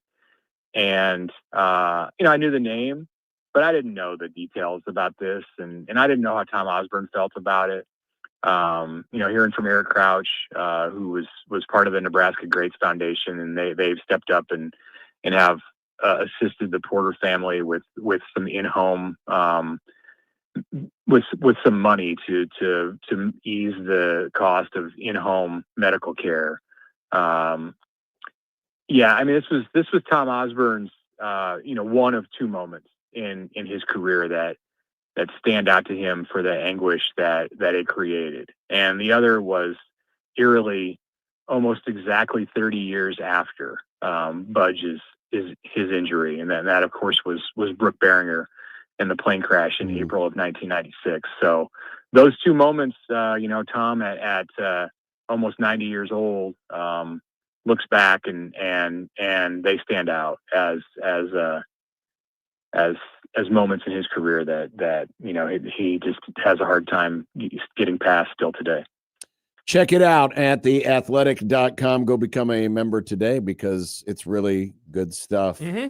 Not just from Mitch, but if you love college football, they got a lot of great college football. They do indeed. Mitch, a lot of good stuff. Yeah. Oh, yeah. Mitch, we really appreciate it. Thanks a lot. Have a great week. Thank you. You guys do the same. Thank you, Mitch. Mitch Sherman, who joins us each and every Monday here on 1620 The Zone. I didn't know about this until today. Yeah, it was one of those things. It was never top of the mind, but I remember the name and that's right. That something happened. Yeah. And that was, when the injury happened, I was just a little kid, so I didn't know about it then, but it was just kind of one of those things you heard about. When other players would get hurt, you think of, oh my God, who was the guy for the Jets? I know, yeah, he was on my mind. Wasn't there a player? And there was there a guy for the Lions? For the or was Lions, it, and they happened in the same year or close to the same year.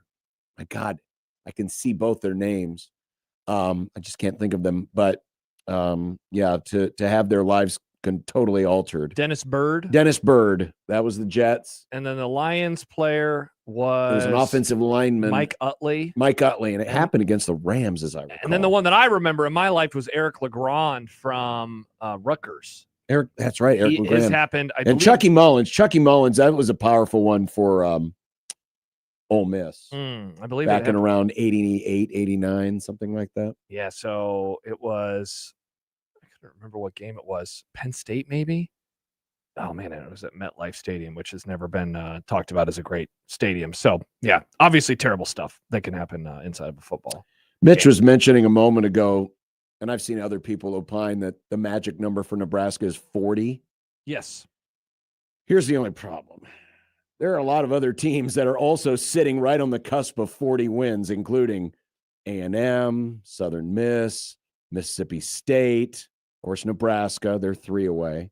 Oregon is 4 away. Kansas is 3 away. They had a rough week. Boston Holy College crap. is 4 away. I don't believe it. So, getting to 40 would be nice, but it's really going to depend on, what the committee is prioritizing this year. And I do worry that if it came down to a tie on all levels, or if it were close, that a Kansas would get more consideration than a Nebraska, A, because they were a Big 12 champ, presumably, and B, because they swept Nebraska. They beat them twice. Yeah. Including handing Nebraska a lone home loss. The only one all year long. And that one might stick out in a debate amongst the committee. Yeah, for sure. Especially if they have very similar resumes. By the way, Seir, who will join us in a half hour, brought up another name, Adam Taliaferro. Yes. Where was he? He played so he played for Penn State, and it happened when he was at Penn State. He's since become a politician, and I think that is he able to walk now? I think he might. He was okay. He's paralyzed by the hit, left no movement from the waist down. Wow. Oh, I remember. Okay, because he led the team onto the field in 2001. Yeah, because he was able to walk again.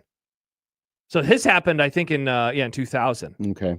So that was kind of towards the end of the Joe Paterno era, but he still coached for another decade. Yeah, he did. But it felt like it was near the end of the Joe Paterno era because they started. Well, basically the last 20 years of Joe Paterno felt like the end of the Joe Paterno era. That's true. That's true.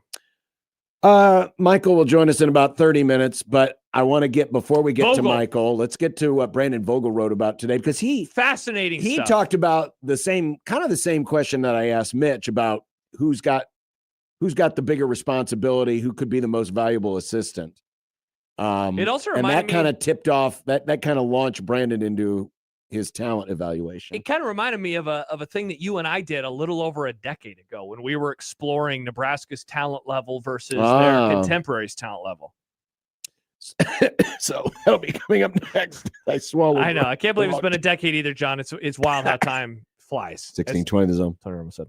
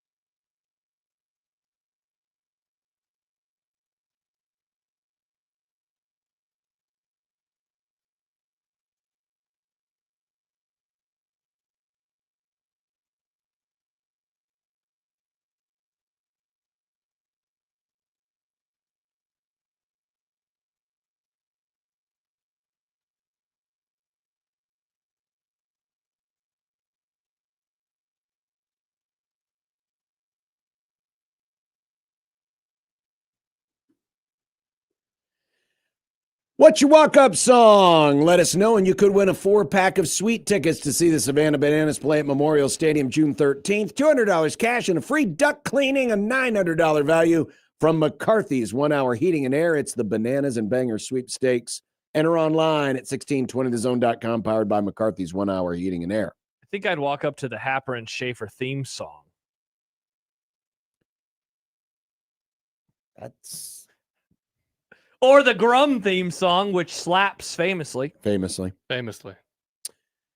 So, Brandon Vogel does his own blog on counterread.com. Mm-hmm. I like the way he researches stuff. And he came up with basically it was a statement, then he backed it up with some of the reasons why. And he wrote today, the 4 most important people for Nebraska football in 2026 are, in alphabetical order, Rob Orich, Corey Brown, Roy Manning, Jeep Wade. Mm-hmm. All assistant coaches. Corey Brown's the D-line coach. Roy Manning's the edge rushers coach. Jeep Wade, of course, is the O-line coach. Rob Orich is the DC. And his premise was that when you look at where Nebraska is in terms of its talent, they're basically in the middle of the pack of the Big Ten Conference. And how he judged that was by looking at the current roster, using the recruiting rankings for the last 4 classes, obviously, the players that are still here, mm-hmm. plus the 2026 transfer class. And compared where Nebraska is at each position group to the rest of the conference. And when you look at where Nebraska ranks, according to Brandon's estimate. And by the way, real quick, this was 24/7 composite rankings of each player. Yes. And so then you would average them out per position and then Correct. you put them in order. Defensive backs, Nebraska's 7th in the Big Ten. Defensive line, 8th. Linebacker, 7th. Offensive line, 8th. Quarterback, this one was interesting. I was surprised. We'll talk about it in a minute. Uh-huh. 4. Yeah. Running back, this also was surprising. Yeah, they didn't add anybody, and they were 6th. Hmm. Wide receiver, 6th. So it's basically upper half for all of them, because people forget, John, 18 teams in the conference. And so all of them are upper half, but 4 of them are pretty much right at that middle spot. They're pretty close to average, they're right? Pretty much, which is why he identified defensive coordinator, defensive line coach, and offensive line coaches, and offensive line coach, because those were the spots that were 7th or 8th. Yeah, those are the lowest spots. And his point being that because if you're anywhere around 7th or 8th in the Big Ten, you're probably looking at another 7-5 type season. Mm-hmm.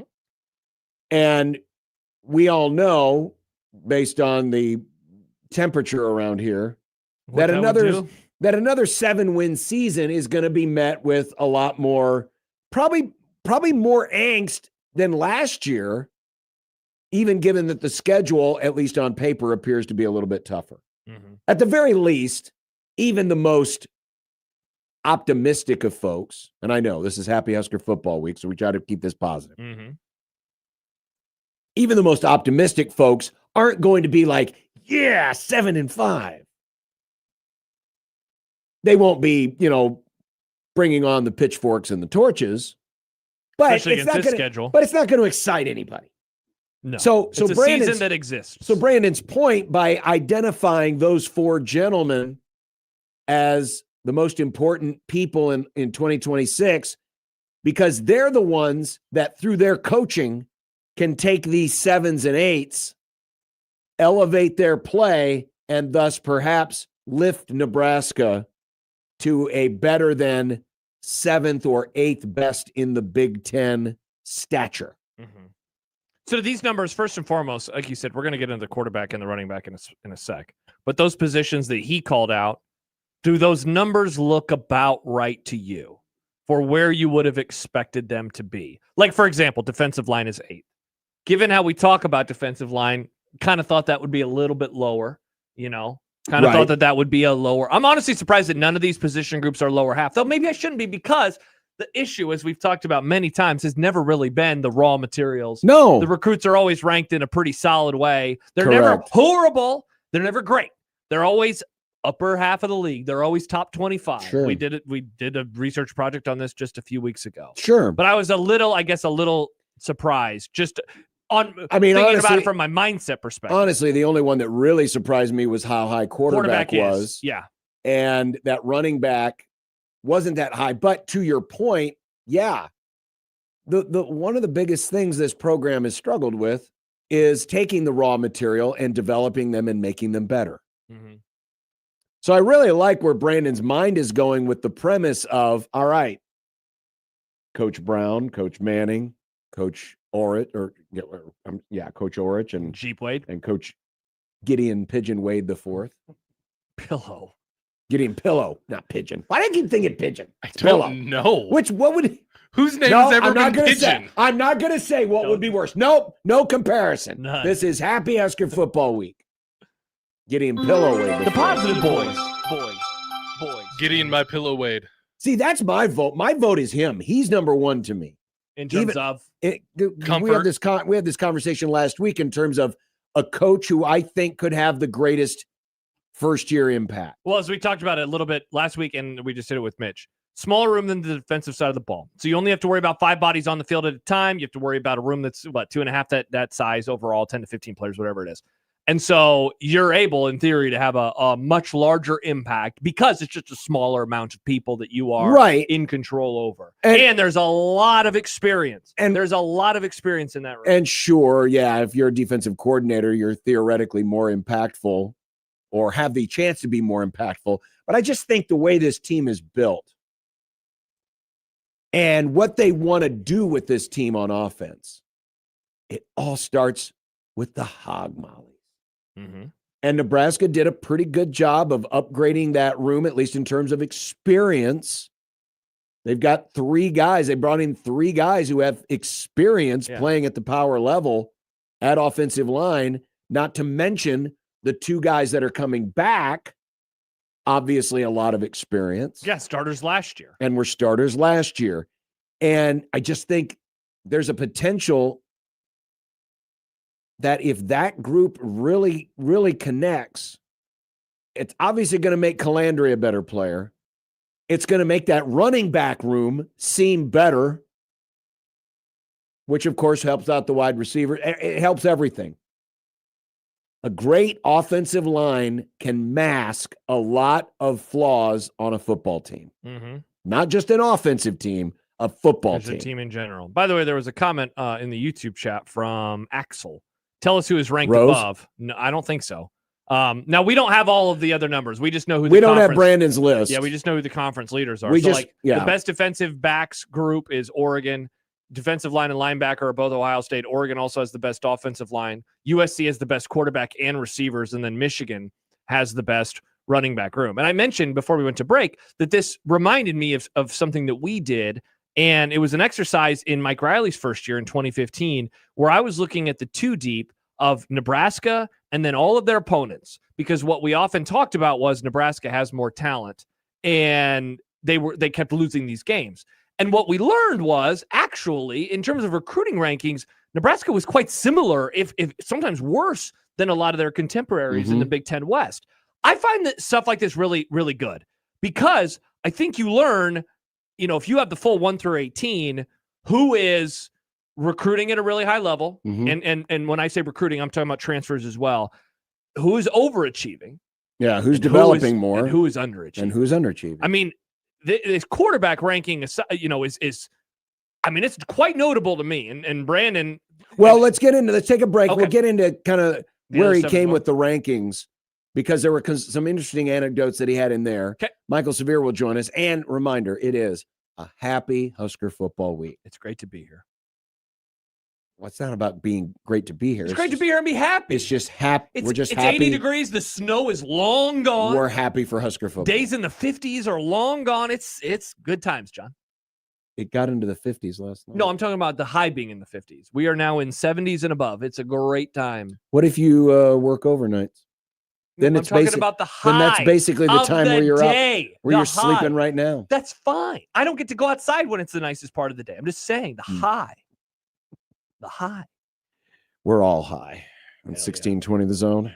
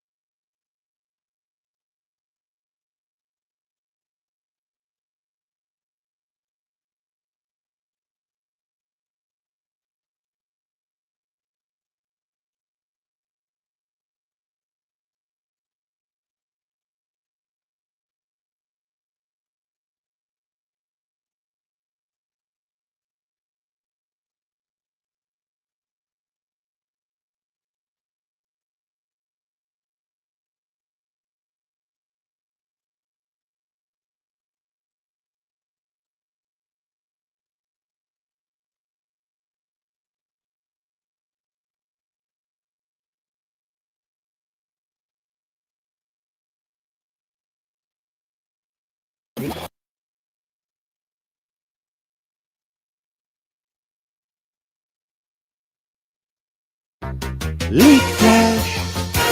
It's time for an NFL schedule leak flash. Leak Flash. From the Leak Flash Leak Desk. Oh, baby, from Aussie NFL. Boy.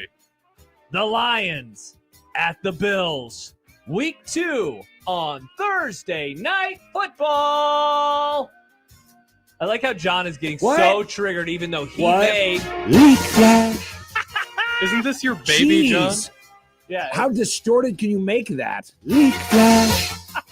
And you just delegitimized your Iowa Western degree. Good grief. Who was your professor? Casey Richter. And she knows I'm doing this as a joke. It's not funny. By the way, Josh is laughing. I think it's hilarious. The only worst jokes were told at the Kevin Hart roast last night.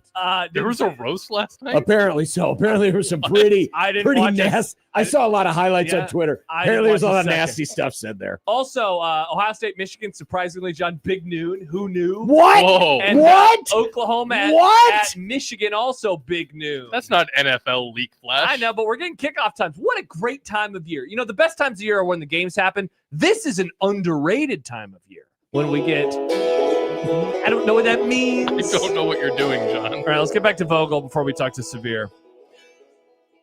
So Brandon Vogel, when breaking down these different rankings, Nebraska has a good quarterback room. apparently so. Says Brandon Vogel. He said the placement of NU's quarterback surprised me a bit, but TJ Lateef and Daniel Kalen were both four-star prospects, and Anthony Calandria, the presumed starter, was the Mountain West Offensive Player of the Year in 2025.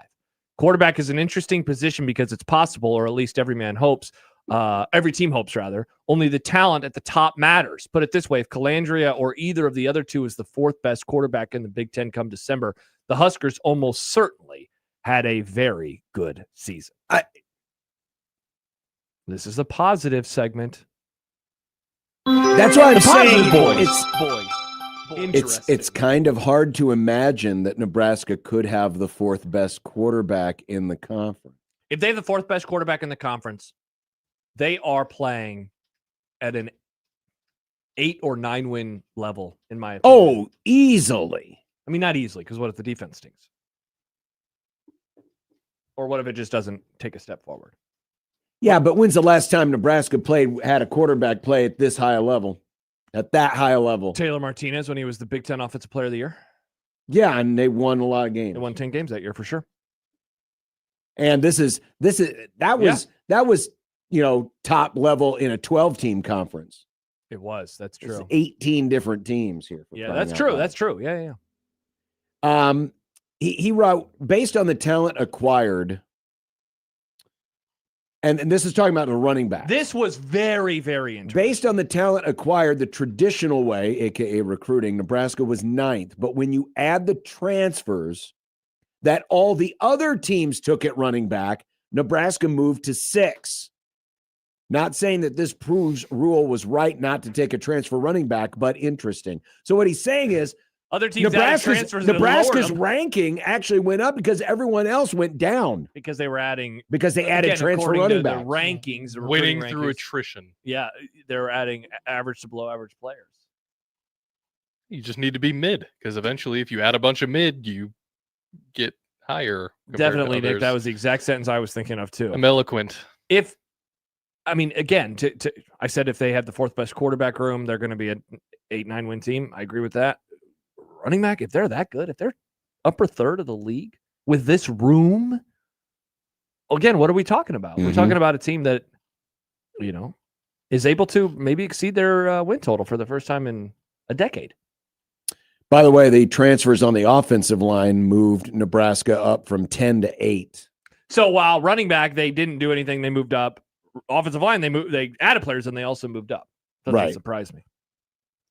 The high school talent on the defensive line ranked 11th, but by adding the 2 players they added in the portal, it climbed to 8th. By the way, which shows you that maybe And again, this is kind of a simple rating formula. It's nothing complex. It just shows you how a couple of good recruits can really inflate or, in the case of running back, bring down an entire room. Yeah, I got a text from somebody that said, did he include Isaiah Mosey in the running back ranking? Because he was a 4-star wide receiver, though. So is he folded in as a 4-star to the running? Because if so, that would obviously help out the. I would think he would. Yeah, even though he was not graded as a. He was not graded as a running back. Good point. Yeah. But either way, I mean, this is going back to the original premise. It's hard to disagree that those 4 assistant coaches, Orich, Brown, Manning, and Wade, are the most important because they're all brand new. They were all brought in because it's obvious that Matt Rule saw something that was not happening, that needed to change, and that was we need better coaching. Mm-hmm. We need better coaching, a.k.a. development. Fire. And that's why these guys were brought in. And if they can make the difference and elevate a roster from the talent that they have, because we already know, they're not as talented as Oregon. They're not as talented as Ohio State. They're not as talented as Penn State. But if they can elevate their level, it can make all the difference in the world. Mm-hmm. Because that's the one thing Nebraska's not done a great job of the last decade or so. And that's elevate what they already have. Correct. Because there's only so much you can do if you don't have just the pure raw talent. Talking about getting coaching wins, where you leave a game and you say, wow, they got that win because they out-coached them. You know? Sure. I don't think we've said that a whole lot. We've said, like, wow, they came ready to play. They out-executed them. They had a great game plan. But, like, a Saturday shows up and you're like, wow, they coached circles around them. Maybe the Colorado game in 2024, I mean, they were ready to go. They were totally geared up. The Illinois game on that Friday night back in 2023, Rule pressed excellent buttons that week with the Sunday practice, following the blow-loss to Michigan, et cetera, et cetera. But figuring out a way to do that with this crop of characters would do wonders. Before we get to Michael, this is Happy Husker Football Week. And every day this week, we're going to have a Happy Husker factoid. So as we go to break, get ready for a Monday happy hour. Here is today's Happy Husker factoid. And maybe it's about that number 4 quarterback of the week. There is no place like Nebraska. Dear old Nebraska, you. This week, Unsportsmanlike Conduct presents Happy Husker Football Week. A week of celebration as we count down to the 2026 Nebraska football season. The last full season where patrons in the South Stadium will have to walk 96 steps to get to the nearest concessions and bathrooms. And now, Unsportsmanlike Conduct is very happy to announce today's Happy Husker Football Factoid of the Day.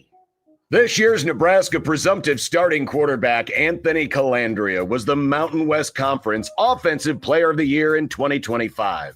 Calandria led the league with 3,459 yards passing on a 65.9% completion percentage, with 23 touchdowns and 9. In addition to the aerial assault, Calandria flustered defenses on the ground, rushing for 649 yards and 10 more touchdowns, averaging 5.1 yards per carry. Calandria was tied for 4th nationally with 8 and tied for 7th nationally with 4. Calandria led the UNLV Rebels to a 10-2 regular season, which led to a berth in the Mountain West title game, where they lost to Boise State 38-21. Later in December, Calandria led the Rebels into the Scooters Coffee Frisco Bowl, where they lost to Ohio 17-10. The same Ohio program that will open the season in Lincoln on September 5th. Less than 117 days away. Happy Husker Football Week. Turn that frown upside down. The season is less than 4 months away. From your Happy Husker Football Week official radio program, Unsportsmanlike Conduct on 1620 The Zone.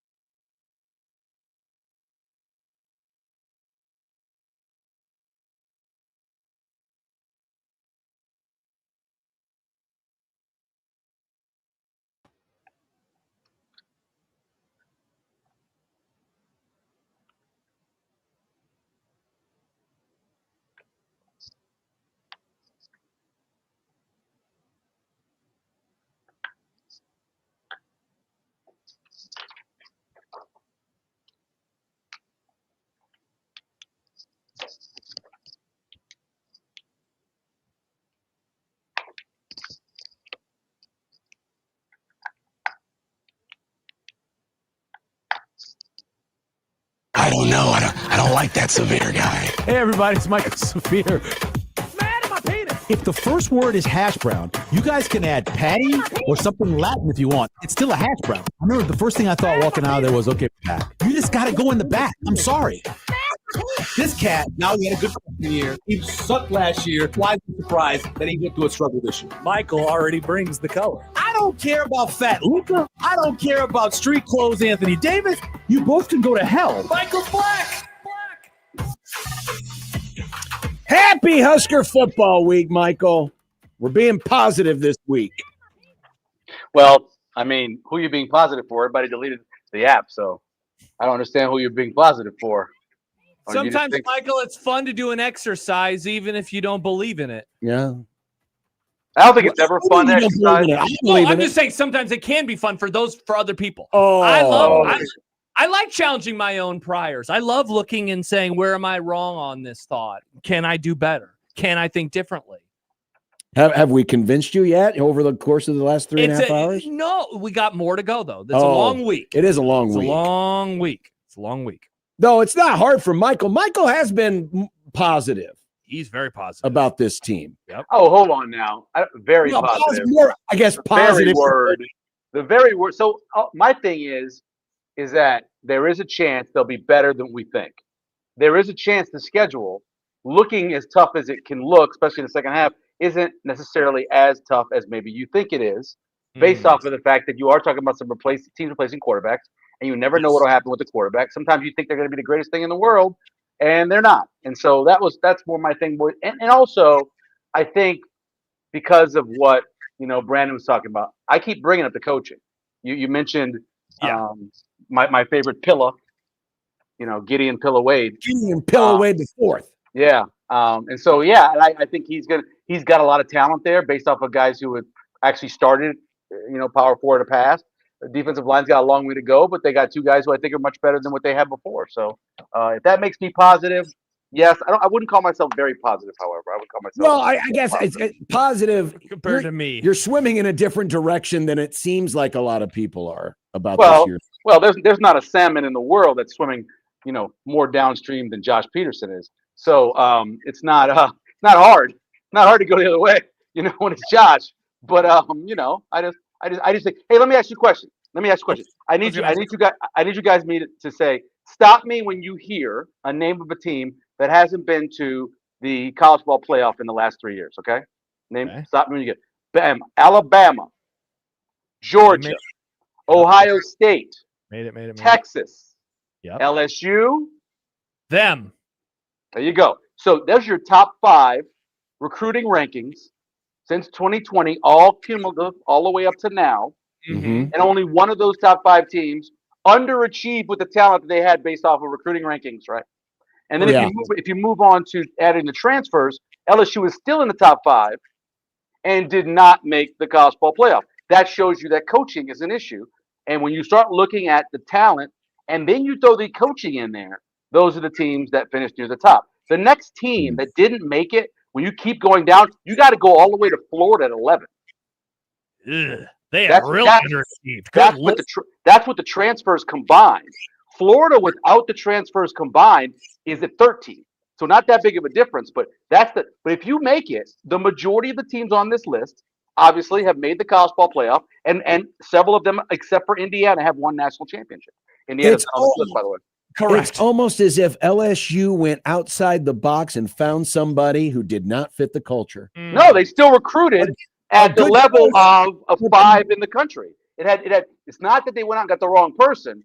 They went out and got a guy who didn't necessarily have his fastball anymore. That's what I think, especially when it came to defense. He couldn't hire the right defensive coordinator. Their offense actually was much better than I thought it was when I went back and looked at that earlier today. Their offense was better than I thought it was. Their defense was just brutal. Hey, Michael, going back to the schedule thing, let me ask you this. So we put 3 teams into one bucket and 3 teams into another. So we have the playoff teams from last year, Oregon, Ohio State, Indiana, and then in my opinion, the next tier down, which is Iowa, Illinois, Washington. Of one team from each bucket, to go back to what you said, who is most likely to underachieve from the Oregon, Ohio State, Indiana bucket and from the Illinois, Iowa, Washington bucket? And that second bucket only has one quarterback coming back. So there's Yes. two quarterbacks. And that guy wanted to leave. And he that wanted guy to leave. And Jack Mitchell has already declared them to be a tire fire. Yeah, he hates and don't forget his name is pronounced the same as the anniversary of one of my favorite movies, The Omen. So he's a demon. And so you don't know Demon, I know. Anyway, all I'm saying is that I would probably say out of all of those, the one that I expected the biggest step back out of the second bucket is Illinois. Yeah. So I think that would be the team that I predict Nebraska would win against. And then the best chance they have to win on the other one would be obviously Indiana, because they are replacing your quarterback, along with 2 wide receivers who went in the draft. First time in the history of the program ever where they had 2 first-round picks at that high of a level. It's only the second quarterback they've had drafted in that position in the history of the college. There's a lot of reasons why Indiana can take a step back. It feels so dangerous, though, to doubt Kurt Signetti again. Oh, yeah. I ain't doing I it. I don't doubt I him. agree with you. But out of my choices, those are the ones that makes the best sense. It's like having 3 bombs in front of you, right? And the smaller one is the one you jump on if you got to jump on one. Could you get talked into Ohio State being not a schedule loss for the Buckeyes, but a schedule closer than it should be? Because often, now not so much last year, but often Michigan and Ohio State both play way down to competition the week before the game because they're all the feels, all the emotions are getting ready for the fall. Could I talk you into that at all? With now that changed 5 years ago. If you go look at the numbers of the last 5 years, it's not what it used to be. It used to be the same thing for Navy and Army too. The week before they played their game, they would always have those downers. And then if you go to the game after that, the bowl game or whatever, same thing. I would say this. Here's why the Ohio State game is unwinnable.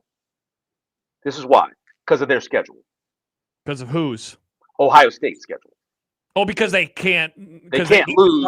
They're playing such good teams that I don't think you're going to get them. You're going to get them on a down level. You're never going to get them when they're thinking, "Oh, we're just better than everybody else." Their schedule's brutal this year. Because their schedule is brutal. It's a beast, and because of that, I don't think you're going to beat them. They're just going to be ready for everybody. Losses by then, you think? They could? Yeah, I could see. I could see them having 2 losses easily, and even going into the season, I think in their mindset is, here are the games that people think we may lose. These are the toughest games we have, right? We're going to kick everybody else's ass. That's what we're going to do. That's what Ohio State's thinking of themselves, I think. And I don't think you're going to be able to beat them. And then Oregon, it's there, right? Yes, it's in Eugene. It's there.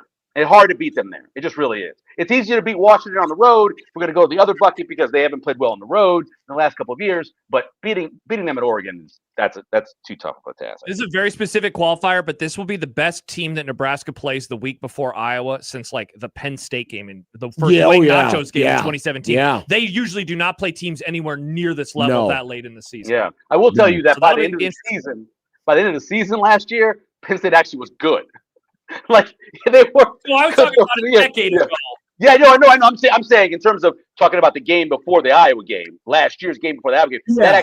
That Penn State actually was playing really well. They were playing for something. Their interim coach. They were playing for their running back to break a school record. They were playing for their backup quarterback. I mean, they were playing for a lot compared to what normally the team going into Iowa is playing for. No, that is true. Yeah, they were playing for a lot, and I think a big part of when we have this conversation. And the fact that we have so many months of this conversation because of how early spring football was, it makes it much more difficult.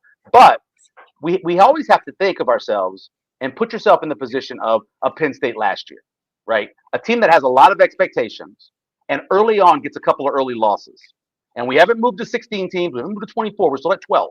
So there is the chance that if there's a team in there that you play that has a couple of bad losses earlier, they may fall apart. It just could happen, like Penn State did. And now they're more willing to fire the coaches earlier and pay those big buyouts than they ever have been before. And so I think that's a big part of it too, that you could be facing a team who you think is a good team going in, who has fired their coach by the time they get to you. If Washington, I know everybody's like, Washington's going to be this. I think they'll be 5-2 and they will get to Nebraska. But what happens if they lose a game early, like in Eastern Washington or something crazy like that? And then all of a sudden they're looking going, oh my God, we're falling apart. This team was supposed to be pretty good. I mean, do you fire your coach? I don't know anymore. You might. Never know. That's 3rd year for Jed Fish, right? Or 2nd year? 3rd? 2nd? This is year 3. 3. Yeah. Year 3. Yeah. They fire anybody in year 3 nowadays. Jeez. Yeah, seriously. Yeah, they do. What did you think of when, Brandon, we talked about Brandon Vogel's list from counterread.com. Yeah. What did you think of where the position rankings were? Did any of these numbers surprise you? I mean, quarterback stands out, having the number 4 quarterback room when you look at the talent. But again, you get the boost. you have two guys who were 4-stars Yeah. who are backups. And then, of course, Calandria was, he was probably a top 15 quarterback commit out of the portal this year, I think. And Oh, higher than that. He was higher than that, wasn't he? Wasn't he 11?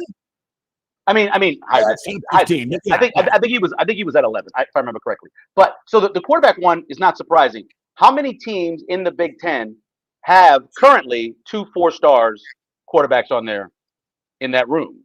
And whoever they are, they're the ones that are ahead of them. I'm sure Ohio State does. I'm sure Michigan probably does. I'm guessing Oregon does. Oregon. Well, yeah, Oregon has Dante Moran and they got Dylan Dylan. Raiola. Right, Yeah, 2 exactly. stars. So I don't know if what they have, because so many of those players are leaving now when they're not getting their shot. So to have 2 guys be sitting there as 4-stars still on your bench, and then having the, as you said earlier, the Mountain West Offensive Player of the Year, I understand why it's higher. I probably would have if you'd asked me to guess, I would have gone 5, because I always think of those 4 teams, right? In the Big Ten, in the top 20, you're always going to have Penn State, Michigan, Ohio State, and Oregon. Those are always going to be the ones that you're going to have. And then now USC jumps in there. But those are the 4 I'm usually going to think about whenever I think about teams that have a lot of talent. And so I probably would have thought that way. But the offense, the defensive line doesn't surprise me, because you got to go back and look what those guys were rated coming in. It's talent based off of recruiting rankings, and sometimes recruiting rankings are good, sometimes they're bad. But look at those guys when they got to the school they were at before transferring or to Nebraska. Michael, taking quarterback aside here, which of the other 6 position groups are more likely to exceed these numbers, and which position group is more likely to go below this number? O-line. It's O-line. To exceed? Yeah, to exceed. Yeah, I think, where are they at? 8, 7? They are at where is it at? 8. I read this morning, 8. So I could certainly see them finishing higher than that, based off of, and the way you're determining it once you've got into the season is how well do they run the ball, how well they protect the quarterback, and all that stuff. I think that they could do that thing and be successful at it. The position, now where did wide receiver finish up? Wide receiver is at 6. Absolute crapshoot, no matter how good I think they could possibly be. So if with the way injuries work, with the way guys going from one level to another level work, with working with a brand new quarterback, a guy they haven't had a lot of time, even though they're in Florida working out now together, they still haven't had a lot of time playing actual football together. So I could see that being the one that doesn't end up as high as they have it now. Let me offer you another either or kind of question, Michael, because you tweeted today about it was a Steve Merrick quote tweet with him showing some highlights of the Jeep Wade run game at Georgia Tech. And you talked about, and we've had this conversation with you many, many times, Nebraska, their finishing drive rate, it needs to be better. 15th in the Big Ten, 95th nationally. The defense, I mean, pretty much the exact same on the other side of the ball, right? Team scored almost every time they got in the red zone. 37 out of 38 times they scored. They scored 30 touchdowns, which was literally 136th in the country. Which of those numbers is more likely to increase by a nice number of spots? Is it offensive stop or defensive stop rate or offensive finishing drive rate? Yeah, and I am no way defending the defense from last year, but in terms of where did they rank in terms of teams actually getting in the red zone, though? Weren't they one of the best? So you're just talking about getting into the red zone opportunities. Like, okay. They were really good. They were only 32 attempts, 38 attempts. 38 attempts, which isn't a lot, right? So they were playing the bend, but we're going to break, right? So they were when they stopped people from getting to that finishing drive rate over the 40-yard line.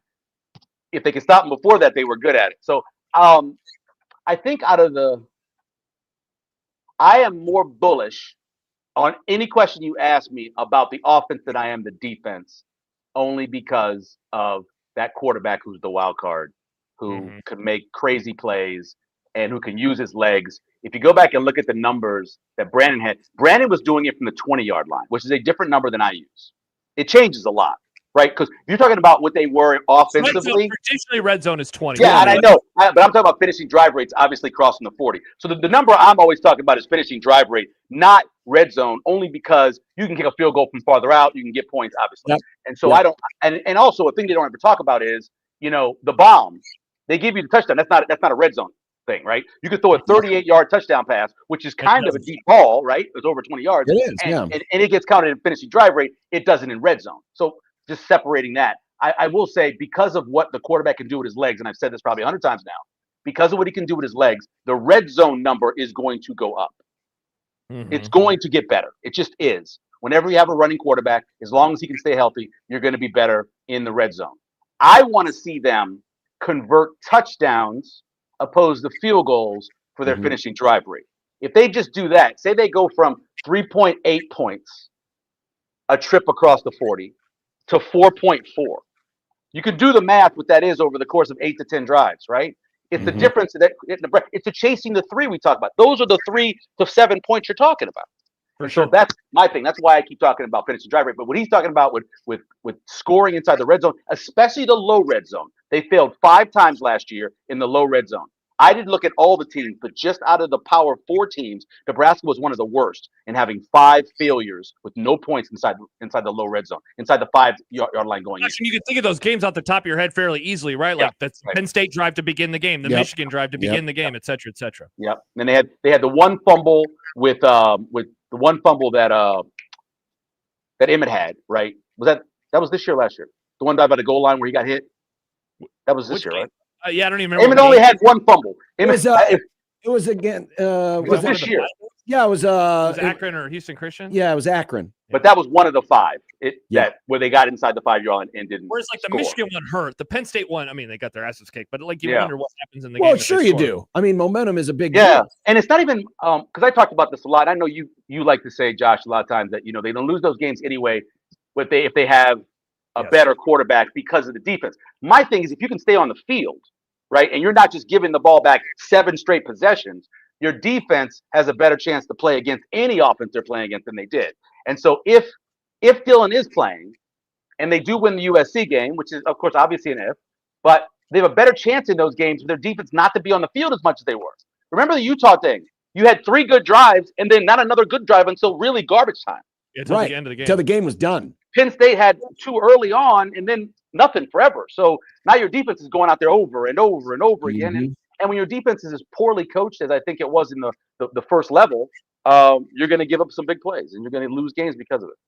I wanted to address this email that we got when we had you on. This is from Joe into the Equitable Bank inbox, and he's talking about Jeff Sims versus Anthony Calandria. He says, rules of engagement. Ignore/have amnesia regarding Jeff Sims's performance for the Huskers. Look at each quarterback's stats side by side. I did this prior to coming to Nebraska. I ask if you were the general manager for the Huskers, who would you tell Matt Rule to select? Both are running quarterbacks. Both are fumble and interception prone. Both had mixed reviews prior to coming to Nebraska. Both had media hype prior to coming to Nebraska. Both expected to start. Both are unpredictable behind center. Both had about the same experience prior to coming to Nebraska. Sims weighs more and is taller and can see over the line better. What did I miss? The difference is, and I went over these numbers to you guys back in the end of the year, right when he assigned. This is January 7th. The difference is the amount of snaps that Calandria's taken opposed to what Sims took. Sims played the same amount of years, but Calandria's taken many more snaps. And so you can look at him and say the percentage of turnover rate for Jeff Sims was so high based off how many snaps he had, they probably shouldn't have looked there. Calandria is concerning. I've said it's concerning since the beginning, but it's hard to compare those two because of the amount of snaps they had before they got here in terms of numbers. And the other difference, too, because I'm just looking at their numbers side by side, is that Calandria, first of all, I think Calandria is better than Sims in a lot of areas across the board. But the biggest difference is that Calandria had the G5 season and Sims did not. Yeah, and so, Sims really changed. Sims played for 6 years. And in those 6 years, he had 35 interceptions and 27 fumbles. Incredible. Calandria has 29 interceptions. 29 and 17. 29 and 17 in just 3 years. But if you look at their snaps, Calandria, even though Jeff Sims played 6 years, he's played as many snaps as Calandria has. Because Calandria was a starter for 8 games 1 year, and I think 10 games another, and then 12 or 13. And Jeff Sims was going in and out of the lineup. But yeah, it is terrifying when you look at 29 interceptions and 17 fumbles in 3 years. And with only one of those years playing in the lesser conference and still putting up big turnover numbers in the lesser conference. Yeah. Now, Sims had 3 years at Georgia Tech because he got the bonus year because of COVID. Yeah. But he only really started a full year, right? If I remember correctly, right. I'm trying to do the math in my head. Yeah. I thought he played 1 full year and then had another year. 2020. He played in what it looks like 10 games. He played in 10 games. He had 257 passing attempts. Then his second year, He basically played for 2 months. he had 188 passing attempts. And then his third year at Georgia Tech had 188 passing attempts. I mean, it's pretty close. I mean, he did in 3 years what Calandria did in 2 at Virginia. Of course, you factor in UNLV. Yeah. And of course, the difference is too. Jeff Sims was Power 4 or Power 5 back then. only, whereas Calandria was only 2 years with a 1 year at UNLV. So, and that's why I went through all of the numbers for the defenses he played. When you're looking at Calandria as a coaching staff and you're saying this is going to be the guy that we're going to have for this year, or maybe next year, however 5 for 5 or whatever works out. If you're looking at him, you got to say to yourself, is this a guy that we can trust? Week 1 and week 12. Can we trust him that entire time? And if you look at what he has been versus good defenses, even when he played better defenses at UNLV, he has been prone to turn the ball over. He has been prone to not score. You look at even the Miami of Ohio, not Miami of Ohio, but Ohio University, who wasn't a great defense, but better than some of the other defenses that he fought. Look at Boise twice, right? They put up some points against Boise, but that was one of the best defenses they faced at UNLV. You go all the way back to when he was at Virginia. He played a top 20, I think it was top 20 defense, rated all of them together. He had that second year, he really struggled. And that's what you're hoping that he got over with Mullins, who's a great offensive coordinator and a very smart quarterback guru. You hope that he figured that out better. Hope is a wonderful thing. Hope is a wonderful thing. Positive week. It is positive week.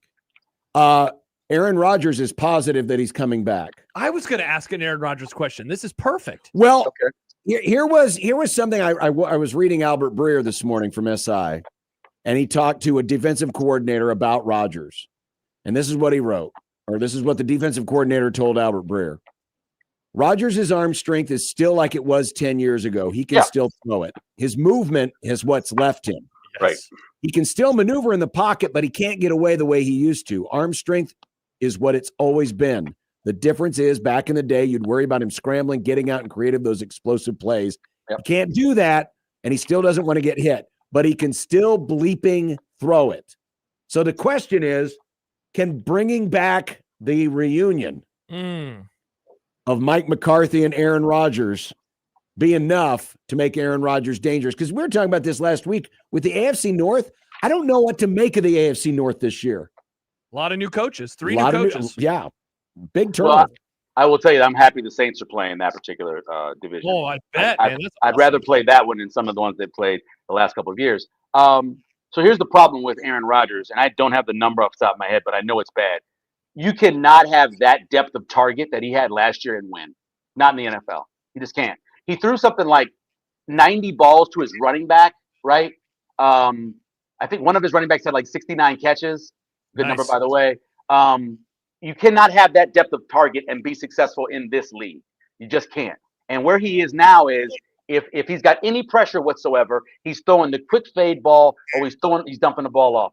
That's great and wonderful for your completion percentage and everything else, but you can't win. You can't win like that. I'm scrolling here. Hang on. Let's see if I can find it. Yeah. Look at his Rodgers. Aaron Rodgers. Is this his A-dot? Was 61st. Yeah. Right. Now, of course, this there is are also 32 teams. This is also including guys like Anthony Richardson, who only played, but it doesn't matter. It doesn't matter. It's like how many? Doesn't matter if you throw the ball 20 times. If you throw the ball 20 times and your average depth of target is 2 yards, it's still going to be 2 yards. That's hilarious. I'm just looking here. Let's see. I mean, who's in his neighborhood? He had the lowest ever in the history of the league. He had the lowest ever in the history of the league at one point this season. You know who's very comparable? 2 guys are very comparable. Patrick Mahomes.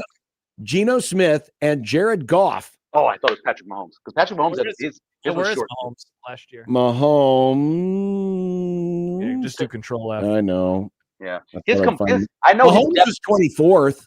Okay. I remember his depth of completion was ridiculously short last year. I didn't know if his A-dot was as much of the target too. So I don't know. But yeah, that's it. You cannot be. I don't care about his age.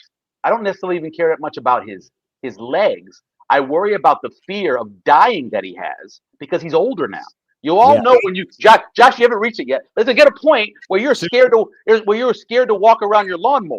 There's gonna be a point, Josh, where you're afraid to just drive because you're gonna get to this age. And he's at a point now where he's in the pocket and thinking to himself, I could die.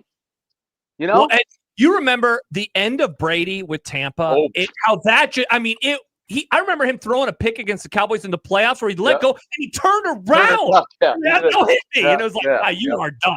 And you can't. I mean, it just gets to be the point where you can't deal with that anymore at that age. You know, just can't. Plus, like, him and McCarthy hated each other's guts by the end, and I just don't think that that's going to just be like totally hunky-dory. You know, I think that everybody at some point in their life of the I don't know, would we have 8 billion people on the planet have hated Aaron Rodgers at some point? So that's not a surprise. That's true. I mean, everybody at some point has hated Aaron Rodgers. I just can't get over the fact that they hired Mike Tomlin and just hired a different version of Mike Tomlin. A guy who raises the floor, but his ceiling is low. He won one playoff game in 3 years in Dallas, or in 5 years, and it flamed out spectacularly over the course of his final. And they both have one Super Bowl. Both have one Super Bowl. I would say what Tomlin does is he takes a level of talent to a floor that's higher than what McCarthy did. Because McCarthy had a lot of talent in Dallas. Mm-hmm. You could go through the Steelers roster and how old it was and how they didn't necessarily draft a lot of high paid guys and they let him go. What he could do with the level of talent he had is always incredible. That's what I look at Tomlin and say. McCarthy, on the other hand, had a lot of talent before it fell apart with the Packers. Had a lot of talent with Dallas, and I don't know if he ever reached where he should have been in terms of. I mean, if McCarthy would have just gotten out of Jarrah's way and let Jarrah coach the team, they would have been better off. Maybe Jarrah doesn't want to coach the team. All Jarrah wants to do is beat Jarrah. No, I'm serious. There is nobody in the world loves who he is more than Jerry Jones. Jerry Jones does 4 coaches shows. He's not a coach. He's the owner. He does 4 of those shows. The dude loves him some Jerry. And good for him, man. You know, I hope exactly good for him. Good for him. I hope he lives a good, long, healthy life. Yeah, I hope when I'm 97 years old, I'm as happy as Jerry is. I hope he lives for as long as he wants him on the earth. As long as he wants him on there. I don't think the Lord doesn't want him up there because then he's going to mess that up too. He's going up there? We were just talking about don't want him down there because the devil don't want him messing up stuff down there. We were just talking about this yesterday because we were looking at there was a story out there that people the Oscars were criticized because there were certain actresses they didn't put in memoriam. And my wife asked me about one of them, and I said, well, if you look her up, I mean, she was a pretty horrible person. You know, they had to make a decision. And then she lived to be like 97 or something like that. Good die young, the old and evil live to be very old. So you're stuck with Jerry for a very long time. Am I? I think so. I mean, based on what I just said, would you consider him a good die young? To have Jarrah for a very long time. You get to have him, yeah. You like much like Bridget Bardot, you get to keep him. Yeah. This is a bummer. Don't be sad. I am, Michael. Were you thinking of going over to UNMC and trying to get the hantavirus? Listen. I've heard people kind of rip on this. Nebraska, specifically Omaha, Nebraska, is so far ahead in certain types of medical technologies that the world looks to us. Do not criticize what the University of Nebraska Medical Center does when they're saving lives in the world every single day. I wasn't. I was asking Mike if you wanted to go over there. I'm not talking about you. I'm talking about people on message boards and people on Twitter with their brilliant big brains, not understanding how valuable what we have down the street is. Okay? It's incredible they think about coming here. They we did can this figure it out. For Ebola, I know, yeah. And they did it for COVID too, didn't they? Yeah, they did it for Ebola was the big one. I mean, they brought people from Africa to bring him because there was no other place to put them. We didn't get that. No, we did not get that. We're not going to get the hantavirus either. If we get the hantavirus, it will not be because UNMC brings somebody to Omaha. It's because we have problems. Because Josh decided to eat rat for dinner. I'm not going on cruises, man. Those things look gross. Well, I don't swim in a pool. Yeah, and then there's another virus that people found. If I'm not going to swim in a pool, I'm certainly not going to get on a cruise. Yeah, you know, because all a pool is a big of germs. You're on a boat with all these people that are all sickly and stuff, and I don't want to do that. No. Yeah, you're in there's this weird closed society thing. No, I did it once. I'm out. No, I want to go to Alaska, but I don't want to take the cruise to Alaska. I just want to fly to Alaska and be in Alaska. I don't necessarily want to take a cruise to Alaska. Live the dream, Michael. You can do it. I believe in you. Did you see the other day? Yesterday was the first day for the next 82 days that the sun will not set at the northernmost point of the United States. It just barely hits the horizon and it goes back up again. How cool is that? Did I send you that picture, Michael? Sweet. I was what? following some dude with Alaska license plates. Oh, awesome. Did I send you that? No, you didn't. You didn't. I sent Josh one. I sent Josh a I license. took a picture and I was going to send it. I must have forgotten. But yeah, I was following this dude. I saw Alaska license plates and I thought, Michael would like to have Alaska license plate. And by the way, after that 80-something days of sun, they have this thing called like 79 of this thing called twilight, where it never really ever the sun comes up, which has got to be incredible. I was out today. So we had a golf tournament. They had a golf tournament over at MCC. It was benefit the one of their programs over there. And they asked us to get a table or get a foursome. And then the guy says to me, he goes, "You playing?" I said, "No." And he goes, "Why are you laughing?" I go, "You want me to go outside and you want me to go play golf?" Didn't you used to love golf? I thought you loved golf. I used to have 2 functioning shoulders. I used to have knees that worked really well. I used to have a lot. My back was great. None of that's good now. I'm not going out there. I'm not going out there to hurt myself and then go outside. It was hot. It was back when Tiger was playing, so Michael felt like he was going to be okay out there. Now, it's you never know. Though actually, we had on our Johnny's out there. Johnny had my back. Johnny was out there, and also Rob Trebelko, who was on our team as well. But I got somebody else to take my spot because I didn't want to go out there and play. I had work to do. I had things to do. I didn't have time to be out there. He's a busy man. He is a busy man. Very busy man. I can be busy. Hey, don't be continue to be positive. We will. This is Happy Husker Football Week. Happy Husker Football Week. Got it. And maybe if you guys do everything right, that you'll get people getting your app again on their phone. Re-download the 1620 The Zone app. Re-download the app.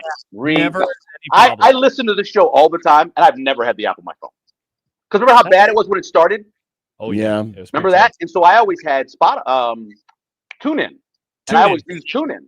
And now I don't do any of those. I just go to my web browser and it's right there, and I just play it from my web browser. I don't even. You can watch it on YouTube now. It's on YouTube. It's pretty easy to do it without having to actually have the app. So I don't think that was the big flex that guy thought it was. Yeah, congratulations. And one guy who said that I was racist. Yeah, probably. I was gonna post a picture of me and my wife together, but I was like, whatever. No, that's the beard knows everything, and he's racist. I was like, whoa. Don't give those people. Michael texts me all the time. He talks to a white. He talks to at least one white person all the time. I'm like, what? Like I used to always joke when I was with Kevin, like, yeah, I'm prejudiced against everybody, but like I wouldn't consider myself racist. I don't know. I don't like Duke. Does that count? Yes. Duke basketball. That's being racist. If you don't like Duke, that's racist. It's only white players at Duke. That's what I was told. Mm-hmm. What? No, it's an old joke. It's for Devin Stevens. Hey, Devin. That's what that was for. All right. Shout out Devin. Yeah. All right. Devin. Have a good week. Bye, Michael. Bye, guys. See you later. Michael Severe Mondays. Coming up next in content. Well, we haven't talked about Wemby. We haven't. We saw it. Getting his ass run. We're watching the end of the game right now. We saw it earlier. We haven't talked about America's conference, the SEC. I thought you were going to say the American Conference. We haven't talked about a lot of folks owning the Patriots social media on Mother's Day. Oh, I actually have not seen this. I have avoided it because I knew we would be talking about it. So I'm excited to see what we got. Coming up next on 1620 The Zone.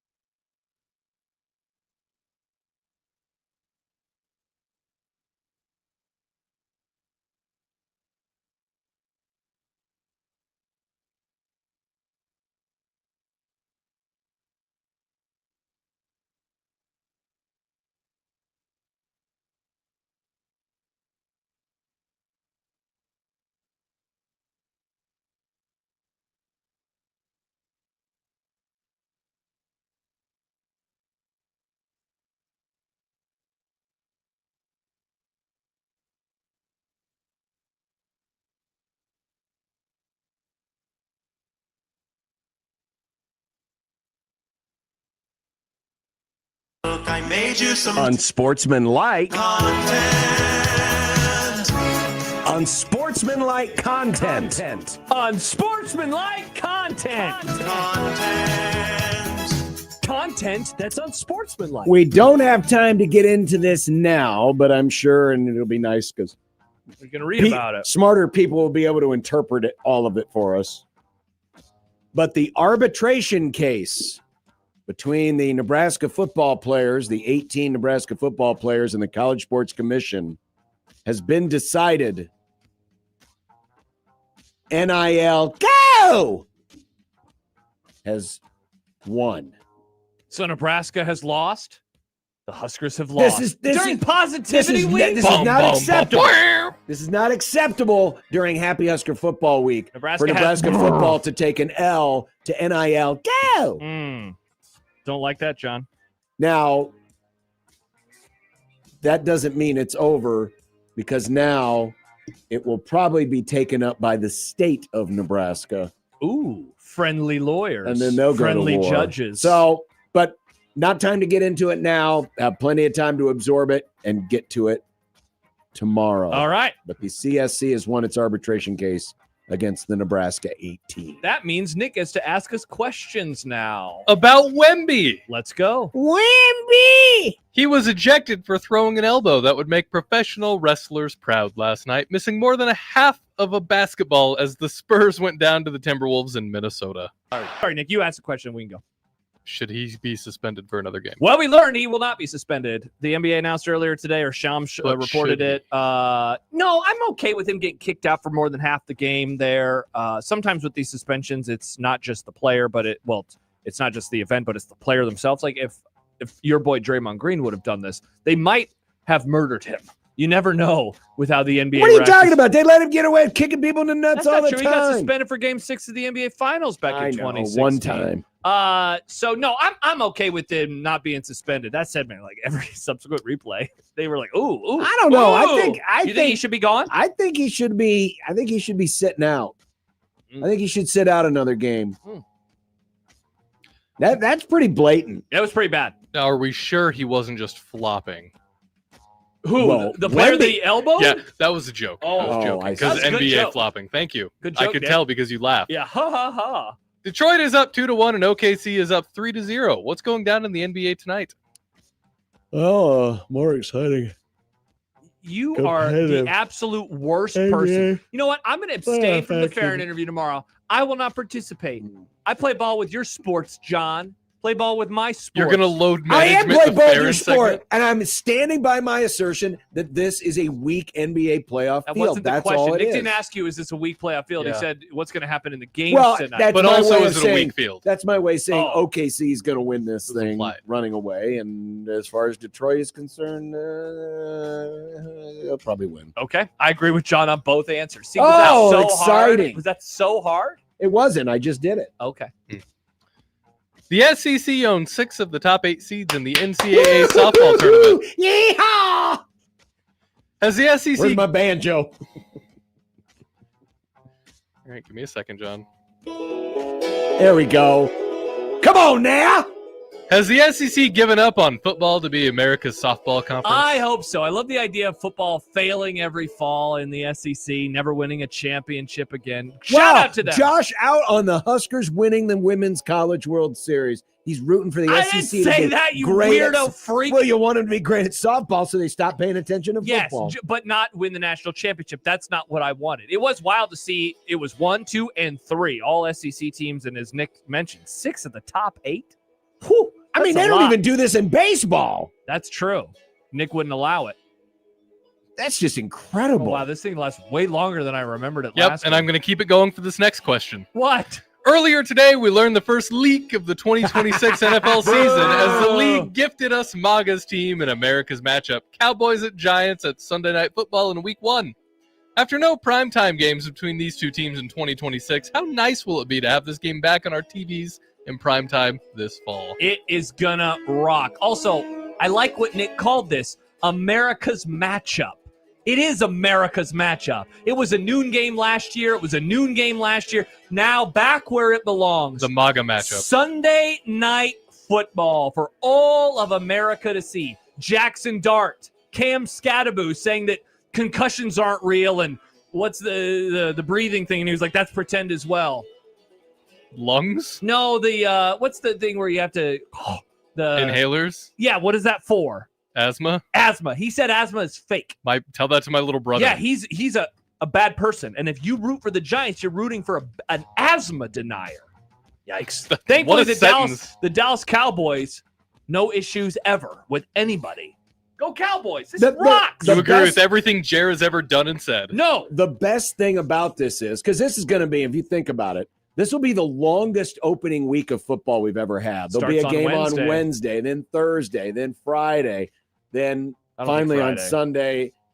So the best part about this is you'll be so worn out from watching football, you'll switch over, you'll see it's this crap matchup and say, yeah, you know what? Crap up. I'm going to go and take a walk, or I'm going to go wash my car, or I'm going to go touch some grass. Classic John. Football's on. I'd rather not watch it. I watched it yesterday. I love football, John, and I'll watch every game that weekend. It's going to be glorious. I think I'll skip this one. Because the Rams will be 0-1 going into Sunday Night Football, so you'll be in a bad, piss-poor mood. Sorry you're losing to the 49ers in Australia for some reason. Boy. That's a terrible way to start the season. The loser of that game is going to have a long flight home. And you get attacked by a koala. And you get attacked by a koala. With syphilis. With syphilis. That's what happens in Australia. Apparently. Despite all of Josh's meaningless counting down to the start of football season, he doesn't realize that football has been right under our noses this whole time. It has? This week in the UFL, they were interviewing referees during the game. What? Here's one example after a questionable no call on a pass interference. De Leon had some conversations with Ricky Prohl about a penalty or not a penalty with these contested throws, especially to Hakeem. How do you judge that? If there's a back shoulder and I'm looking at that and, there's no material restriction, I'm just going to leave it alone, to be honest with you. So if the throw is not where it should be, if that throw's not there, you're not going to reward a poor throw on something like that? Yeah, that works. That works for me. How difficult is that call? Is that pass interference versus a contested catch? I'll be right back. Now, wasn't that revealing? That was terribly uncomfortable. It was. This dude didn't realize, oh, crap, this is the UFL. They can interview me. Uh-huh. So Brock Hewitt's down there doing the interview. And basically what he answered was, well, it was an uncatchable ball. I'm not going to reward some back shoulder pass on a poorly thrown ball. So that's why I didn't make the call. Mm-hmm. Listen, I'm all for the referees having to answer for their officiating This is what after the game, not in the game. If I'm going to be consistent here, I don't like the stupid coaches interviews. I really hated the idea that they started interviewing players now. See, I thought you'd like the ref thing because of the accountability that you've always wanted. After the game, but After not the right game, in the moment. They're trying to do their job. They're trying to he was work. like trying to get him out of the way. Like, hey, there's a play going on over here. I need to watch. I need to watch this play. I mean, we don't. I'm for referee accountability. But we don't ask the coach in the middle of the game. Actually, hey, we do. Not in the middle of we don't ask him right after it happened or while the game. It's usually going into the locker room. Yeah, and sometimes it's right after it happened. They used to interview Mike McDaniel before he would go prance away into the locker room at halftime. Prance away. Some of it was prancy. Okay. Yeah, he's very prancy. I miss him. All right. His head. Very Tom Pelissero of NFL Network told Rich Eisen that Kyler Murray versus J.J. McCarthy will be a true competition in Vikings training camp. I said like 5 names in that one sentence. Good job, Nick. Is this the saddest sentence this side of Pat Summerall reminding Viking fans that Gary Anderson hasn't missed in 2 years? Oh, wow. Nick, that is mean. Also, yes, and also that, no way in hell. Real quarterback, what was it? True competition, my ass. They'll say all these things, but Kyler Murray is going to be the starter. Everybody knows this. There's no chance in hell he will lose the battle to J.J. McCarthy. McCarthy is on the short list of worst quarterbacks that we have seen in terms of first-round draft picks. He is on a very short list. Maybe he's not the WOAT because like Paxton Lynch was terrible. Maybe he was a 3rd rounder. I have no idea. But he stinks. Saying no to McCarthy. You think Yes, Nick. This version. There's a part of me that thinks J.J. McCarthy's going to come out on top on this. No way in hell. No way. Kyler Murray has gone downhill. Not as bad as J.J. McCarthy, though. Well, J.J. McCarthy first has to be near the top of the hill. That's the thing. He won't be have healthy. ascended to a point where he can come downhill. Yeah, he won't be healthy enough. By the way, I watched because I wanted to get the quote right from Pat Summerall, so I watched that again. Is that what he said? It's so painful. Oh, he hasn't missed in 2 years. And Anderson hasn't missed in 2 years. And then John Madden added something about the fact that he hadn't missed, and then he kicks the ball, and it's no good. And they were up by 7 at the time, right? So they would have gone up put by him 10. up 10 with 2 minutes to go. It would have been. They would have won. They They would have gone to the Super Bowl. and played the Broncos. And that would have been a hell of a game. Oh, sad. RJ Day, son of Ryan Day, and an unranked member of the 2027 recruiting class, has picked Northwestern as his landing spot to begin his college football career. Tough look for his dad? Seems like his son knows where things are headed in Columbus.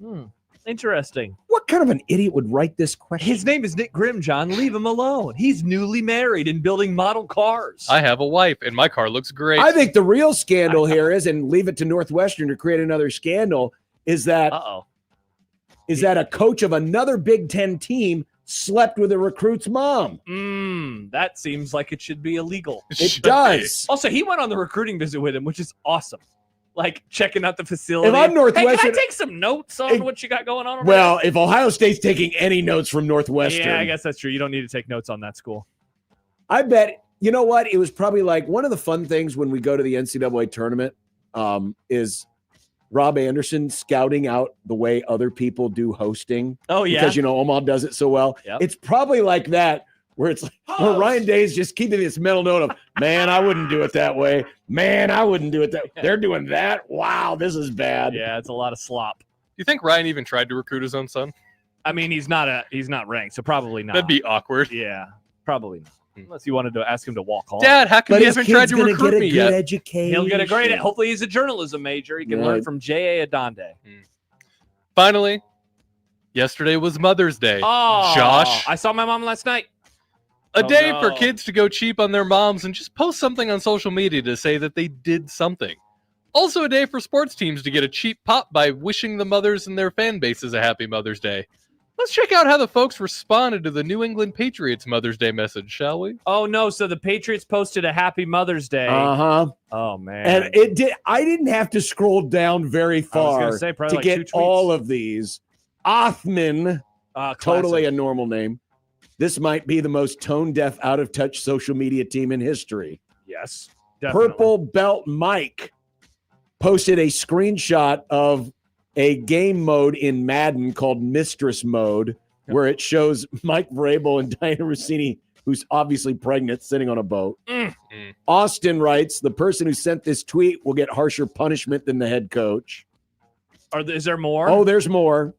Yanni posted a picture of the Rossini family in which the real husband is holding two kids and they both have Mike Vrabel's face posted over it. Yeesh. But this one took the cake. Oh, I've seen this.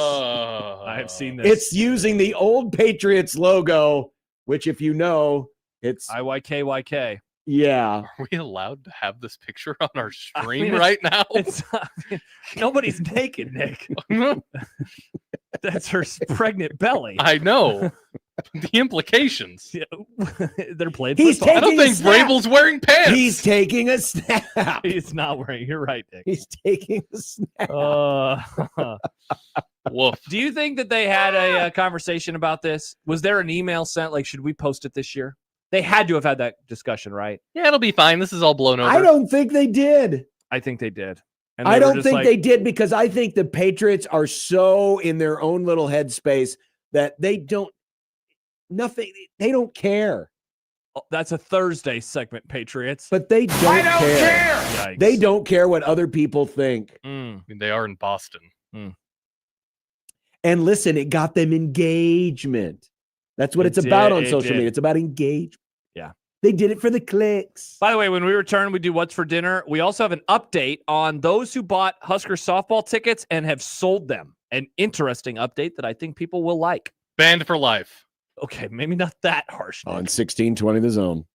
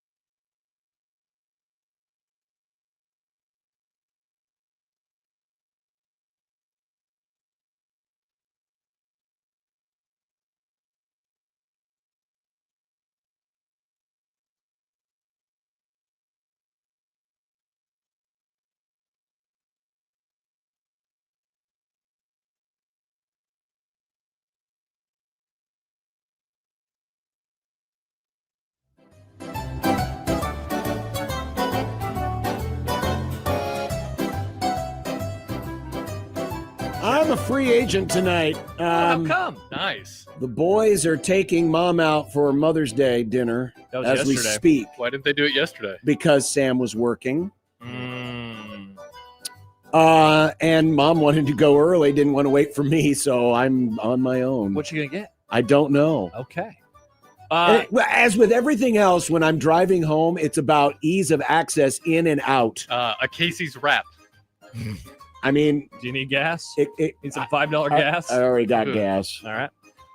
Because I noticed the prices went up again, so I quick jumped in and got some before it went up more. My parents' neighborhood on Mondays they do a food truck, so we're gonna go over to my parents' neighborhood and have food truck. Wow. It is Javi's Tacos tonight. Nice. Yeah, looking forward to it. I don't know.